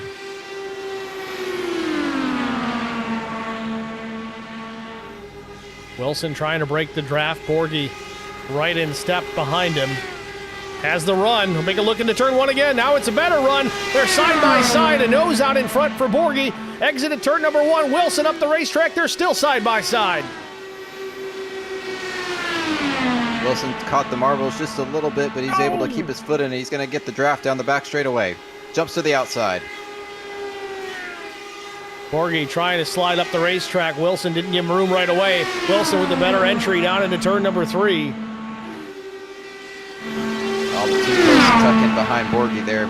He's going to set him up for the front straightaway. Oh, he caught the apron. Big wiggle out of Cole Wilson. Lucky to hang on to it. He'll slide back into the 3rd position. Now Borghi, the pole sitter, up to 2nd with 5 laps to go. That could have been disastrous for Cole Wilson. You saw him catch the apron, the rumble strips down there. He was trying to arc the corner to get a good run on Borghi down the front straightaway and just nearly bend it.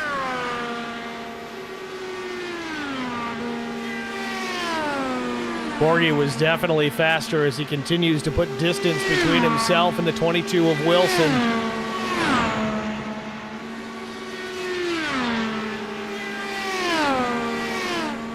But now the lead for Rick Raven is extended to 4.7 seconds in cruise control now.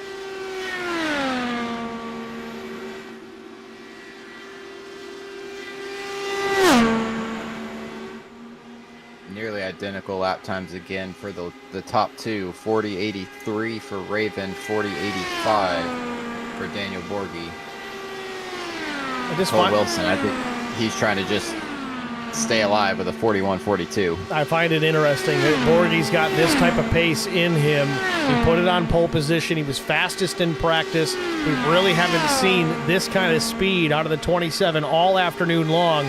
And now with 3 to go, he turns on the afterburners, but I don't think he's got enough time. It's 4.3 seconds up to Rick Raven, who is running just about a half a tenth, maybe a little less slower than Borghi right now. There's definitely not time. They're going to need a caution here, but if we get that caution, it could get very interesting. Especially with the green-white checker rule in effect. If Borghi is more of a sprint runner, more of a qualifying pace driver, this could play right into his hands.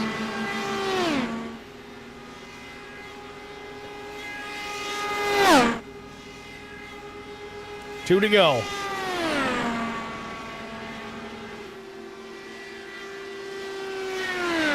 Borghi's still faster, but it's not going to be enough without a caution to get him caught back up.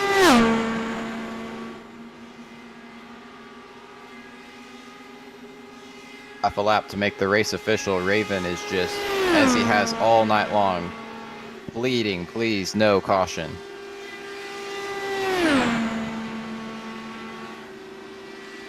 Raven out of turn number 4 onto the main straightaway, looking for the white flag. Barney's got it. 1 to go from Indianapolis Motor Speedway.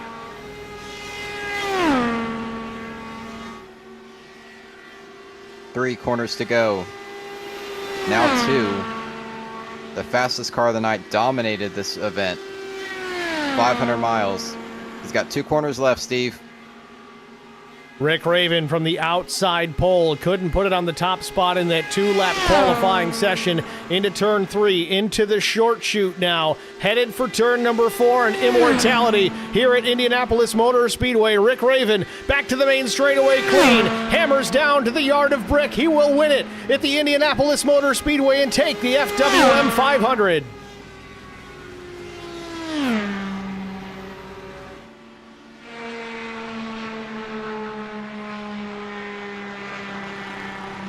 And a dominant win for sure here for Rick Raven, no doubt about it. 161 laps led en route to the victory here.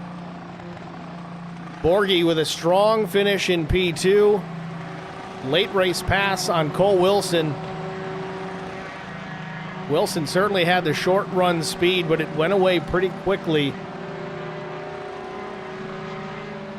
And in the money as well, Colton Alderman and Chris James coming home 4th and 5th.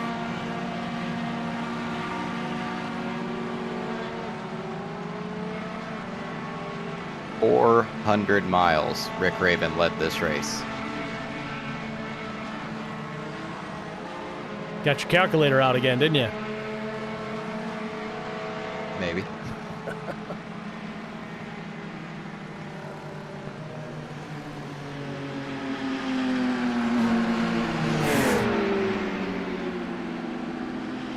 Daniel Borgie comes from P2 position.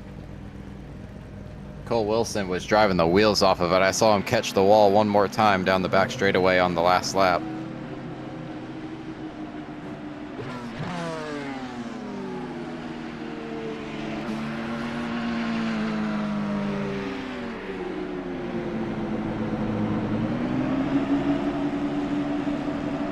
Rick Raven will park it on the yard of bricks. Excited for sure. Will he attempt the light up here? Will he light them up, do some donuts, or is it just the classy park on the yard of brick here at Indy? People are touchy about burnouts on the yard of bricks. Yeah, it's technically against the rules. Luttrell Racing says 402.5 to be exact. I wasn't going to be that technical, Stevie. Well, that'll do it for us here at Track Limits. We'll step aside, get a break out of the way. We'll have our top 3 finishers, hopefully, for us in the broadcast booth after this. Stay with us. We'll be right back.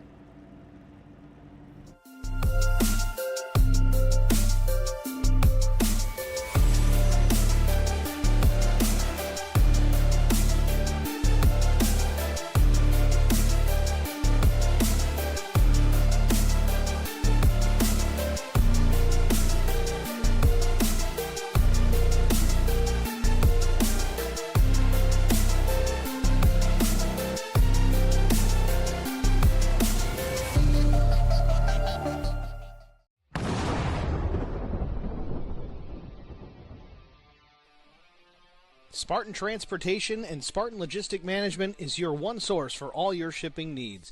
53-foot dry van shipments, auto transport shipments, full-service in-house brokerage, drop-lot facilities, just-in-time deliveries to all auto manufacturers, facilities in St. Louis, Missouri, Kansas City, Missouri, and Indianapolis, Indiana. Spartan Logistics, LLC, proud sponsor of the IROC Series, Kyle Steffens UMP Modified and Silver Crown Driver, and Gordy Gundaker, World of Outlaws late model. Visit us at spartan-logistics.net or find us on Facebook.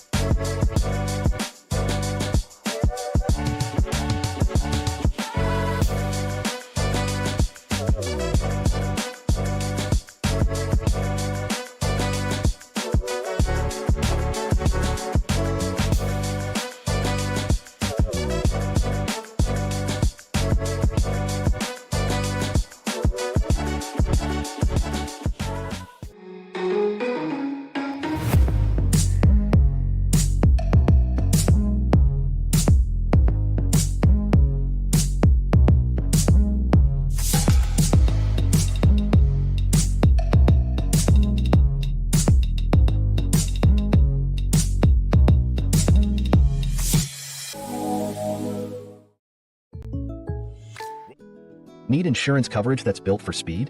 Frank Yea's office in South Charleston has your back. Whether you're blazing down the highway, protecting the home you've built, or setting up a legacy for your family, we've got the coverage you need. Auto, home, life, fast, simple, and made for you. Scan the QR code on your screen now to explore all our services and start a free quote today. Lock it in, save it for later, or call us at 304-744-7700 to get started.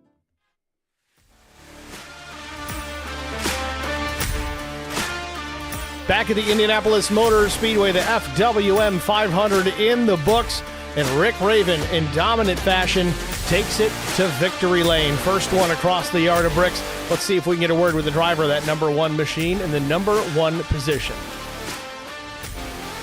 Rick, it's Stephen Colton, the Track Limits Network broadcast booth. You got us? Hey, how you doing, buddy? We're doing good, Rick. Congratulations, man. A thrilling and dominating performance from you here tonight. Just one short in the qualifying session tonight, but it didn't seem to matter. You jumped out into that race lead early. Once you got that race car into some clean air, you really started to put distance on the field. What is it about this Speedway or this car or both that suits your driving style so well? Well, I've been a fan of this place since 1982. We moved here in 2022, so I live literally 10 miles from this place. I've been obsessed with this place since I was 12 years old. So I do a lot of running in these Indy cars. I think the field, most of them probably are mostly stock car guys. We got some fast people out there. Danielle, Cole. I had my eye on them the whole race because, you know, Danielle got the pole. And of course, me and Cole kind of duked it out there early on. But then when I got the lead, I was able to pull away, which was good. But, you know, the track conditions, it was a little bit hot out here. And so when you got behind a fast car, it was very hard to get by. So with that in mind, you know, Cole tried to get the lead. I was trying to get the lead. I was fortunate enough to get the lead and then start to gap him a little bit and the pit stops and so on. A few yellows early on, but once we got that sorted out, it was a lot of fun just seeing the gap grow and grow and grow. Well, a couple of different strategies that we were kind of keeping an eye on throughout the course of the race. It seemed like you were going to be in a fuel predicament if this thing ran green all the way to the end. Was that something that you were keeping a close eye on? Did those cautions really save you there at the end?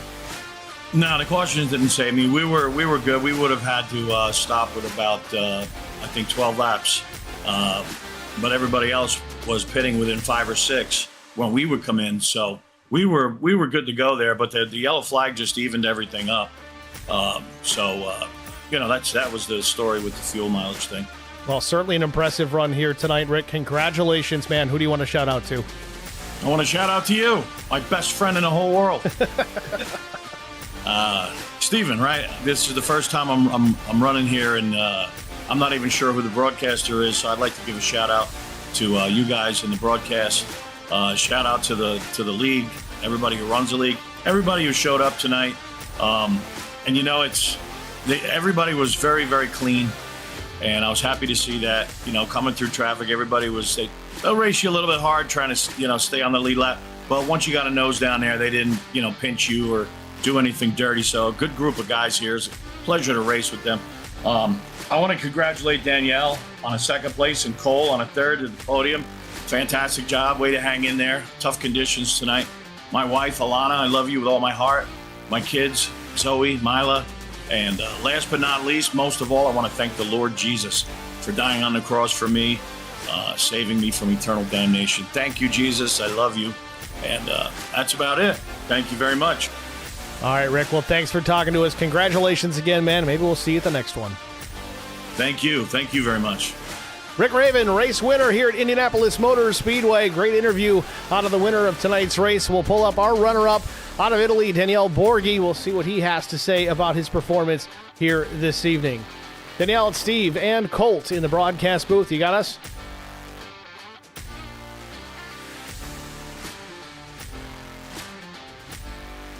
Danielle, it's Steve and Colt in the booth. You got us? I don't know if he can talk. He's got a muted mic. Oh, there we go. I am here. Hello.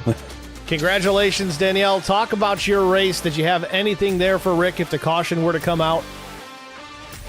Oh, it is a hard race. the track is very hot and it's not easy to pass. But it was a nice race. Well, it was certainly a fun one to watch. You had pole position here tonight. Quickly went back to about third or fourth. Had a late run there. You were fast at the end. Was there anything you could have done differently? Oh, Rick is faster than me. I can't do nothing. Well, very fast lap times. You were a 40.19 fast lap of the day. Rick Raven was a 40.18. So you're right there with him. Danielle, an awesome run here tonight. Congratulations for that pole position and runner-up finish here tonight. If you'd like, would you like to give the rest of your interview in Italian? I won't understand it, but I think the viewers might. Yes, here in Italy are 4 of the morning, so I'm very tired. Well, all right, sir. Congratulations. Thank you for talking to us. Is there anyone you want to thank before we let you go? Thank you very much. All right, Daniele Borghi, your runner-up here at Indianapolis Motor Speedway.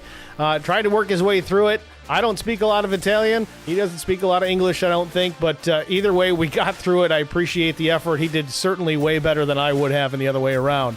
Let's talk to Cole Wilson, our third-place finisher here at Indianapolis Motor Speedway. He'll pull the driver of that number 22 machine into the booth and get a word with him. Cole, Steve, and Colt in the Track Limits booth. You got us? Yeah, I got you guys. Cole, congratulations, man. I know, man, you were fast. You had an opportunity. Watched you battle there with Rick earlier on in tonight's race, and then losing the second position to Daniele Borghi there late. Still in the money, but lost a little bit there in the end. Walk us through those closing laps. Was there anything you could have done differently there to keep that second place position? No, I don't think so. Ultimately, me trying to go for the undercut to get the win costed me second, so that's a shame. I mean, I lost $50, but still a strong day. Just happy to bring home some money, too. At the end of all of this, would you have changed the strategy at all? Did you have anything for Rick if you guys were heads up? Yeah, I think I would have pit later and not as early. I mean, Rick was class of the field, and even if I got ahead of him, I don't think it would have lasted very long. I think he would have gotten by me. He was just able to navigate the lappers so much better than me, and then even on a short run when I could hang with him, I would just slowly fade away. So much props to him. He ran a great race, and just happy we brought home a podium. Well, it was an impressive run to watch here tonight. You guys really had a lot of pace compared to some other drivers out there. Great to watch the smoothness, pit strategy, decision-making across the board. We really hope to see you again here if we do another one of these down the road. Cole, congratulations. Who do you want to thank before we let you go? Yeah, I definitely want to thank Leonard Brown and all of the LFRL guys. They sponsored me for this race, so greatly appreciate that. And then along with that, Firestone Painting, Marconi Setup Shop, and then Cameron Chandler for organizing this. So thanks to all of them. All right, Cole. Well, thanks for talking to us. And again, hopefully we'll see another one of these down the road. Thanks for chatting. Thank you. Cole Wilson, third place finisher here at Indianapolis Motor Speedway. A little dejected, but as he said, still in the money, so it's not the end of the world for Cole. That'll do it for the interview portion of tonight's broadcast. Let's take a look here at our official race results. Talk to Rick Raven, our race winner here tonight. Daniele Borghi out of Italy finishes P2. Cole Wilson was third. Colton Alderman, fourth. Fifth place, Christopher James. Sixth place was Hunter Carlson. Seventh was Nick Christ. Eighth, Daniel Jones. Ninth, Wayne Cannon. 10th place went to Landon Brown. Gavin Grubbs was 11th. Chris Golden comes home in P12. Hayden Bloomer, 13th. Christian Strader was 14th. Steve Luttrell, 15th. Jeremiah Growler. Growler. Why am I saying Growler? Growel was 16th finisher. 17th went to Chris Bingley. Drew King was 18th. Yogi Schleer was 19th. Ian Whittick with a monster crash earlier in this race. He'll finish 20th, 164 laps down. 21st place went to David Warmouth. 22nd was Josh Tressler. Colton Briner was last. And 23rd, 196 laps down. Well, there you have it, folks. Our first full-length 500-mile Indy 500 style race, the FWM 500 in the books here at Track Limits Network. Colt, first of all, thanks for helping me out here tonight. This would be tough just by myself. Certainly need at least two guys.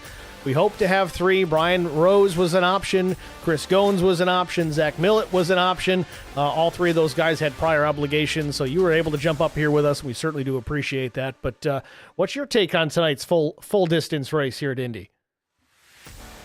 Yeah, Steven, and thanks for having me here. I enjoyed it, and it's fun to see you getting to build a roster of guys that you can have up in the booth, myself and a few others included. So thanks for having me. But I really enjoyed this race. I had a lot of fun. We were kind of talking about it off air. We were kind of trying to gauge how long the race was going to be, and we were both impressed at the length of it. I don't know about tonight, but I'm ready to go another 500 miles if you are.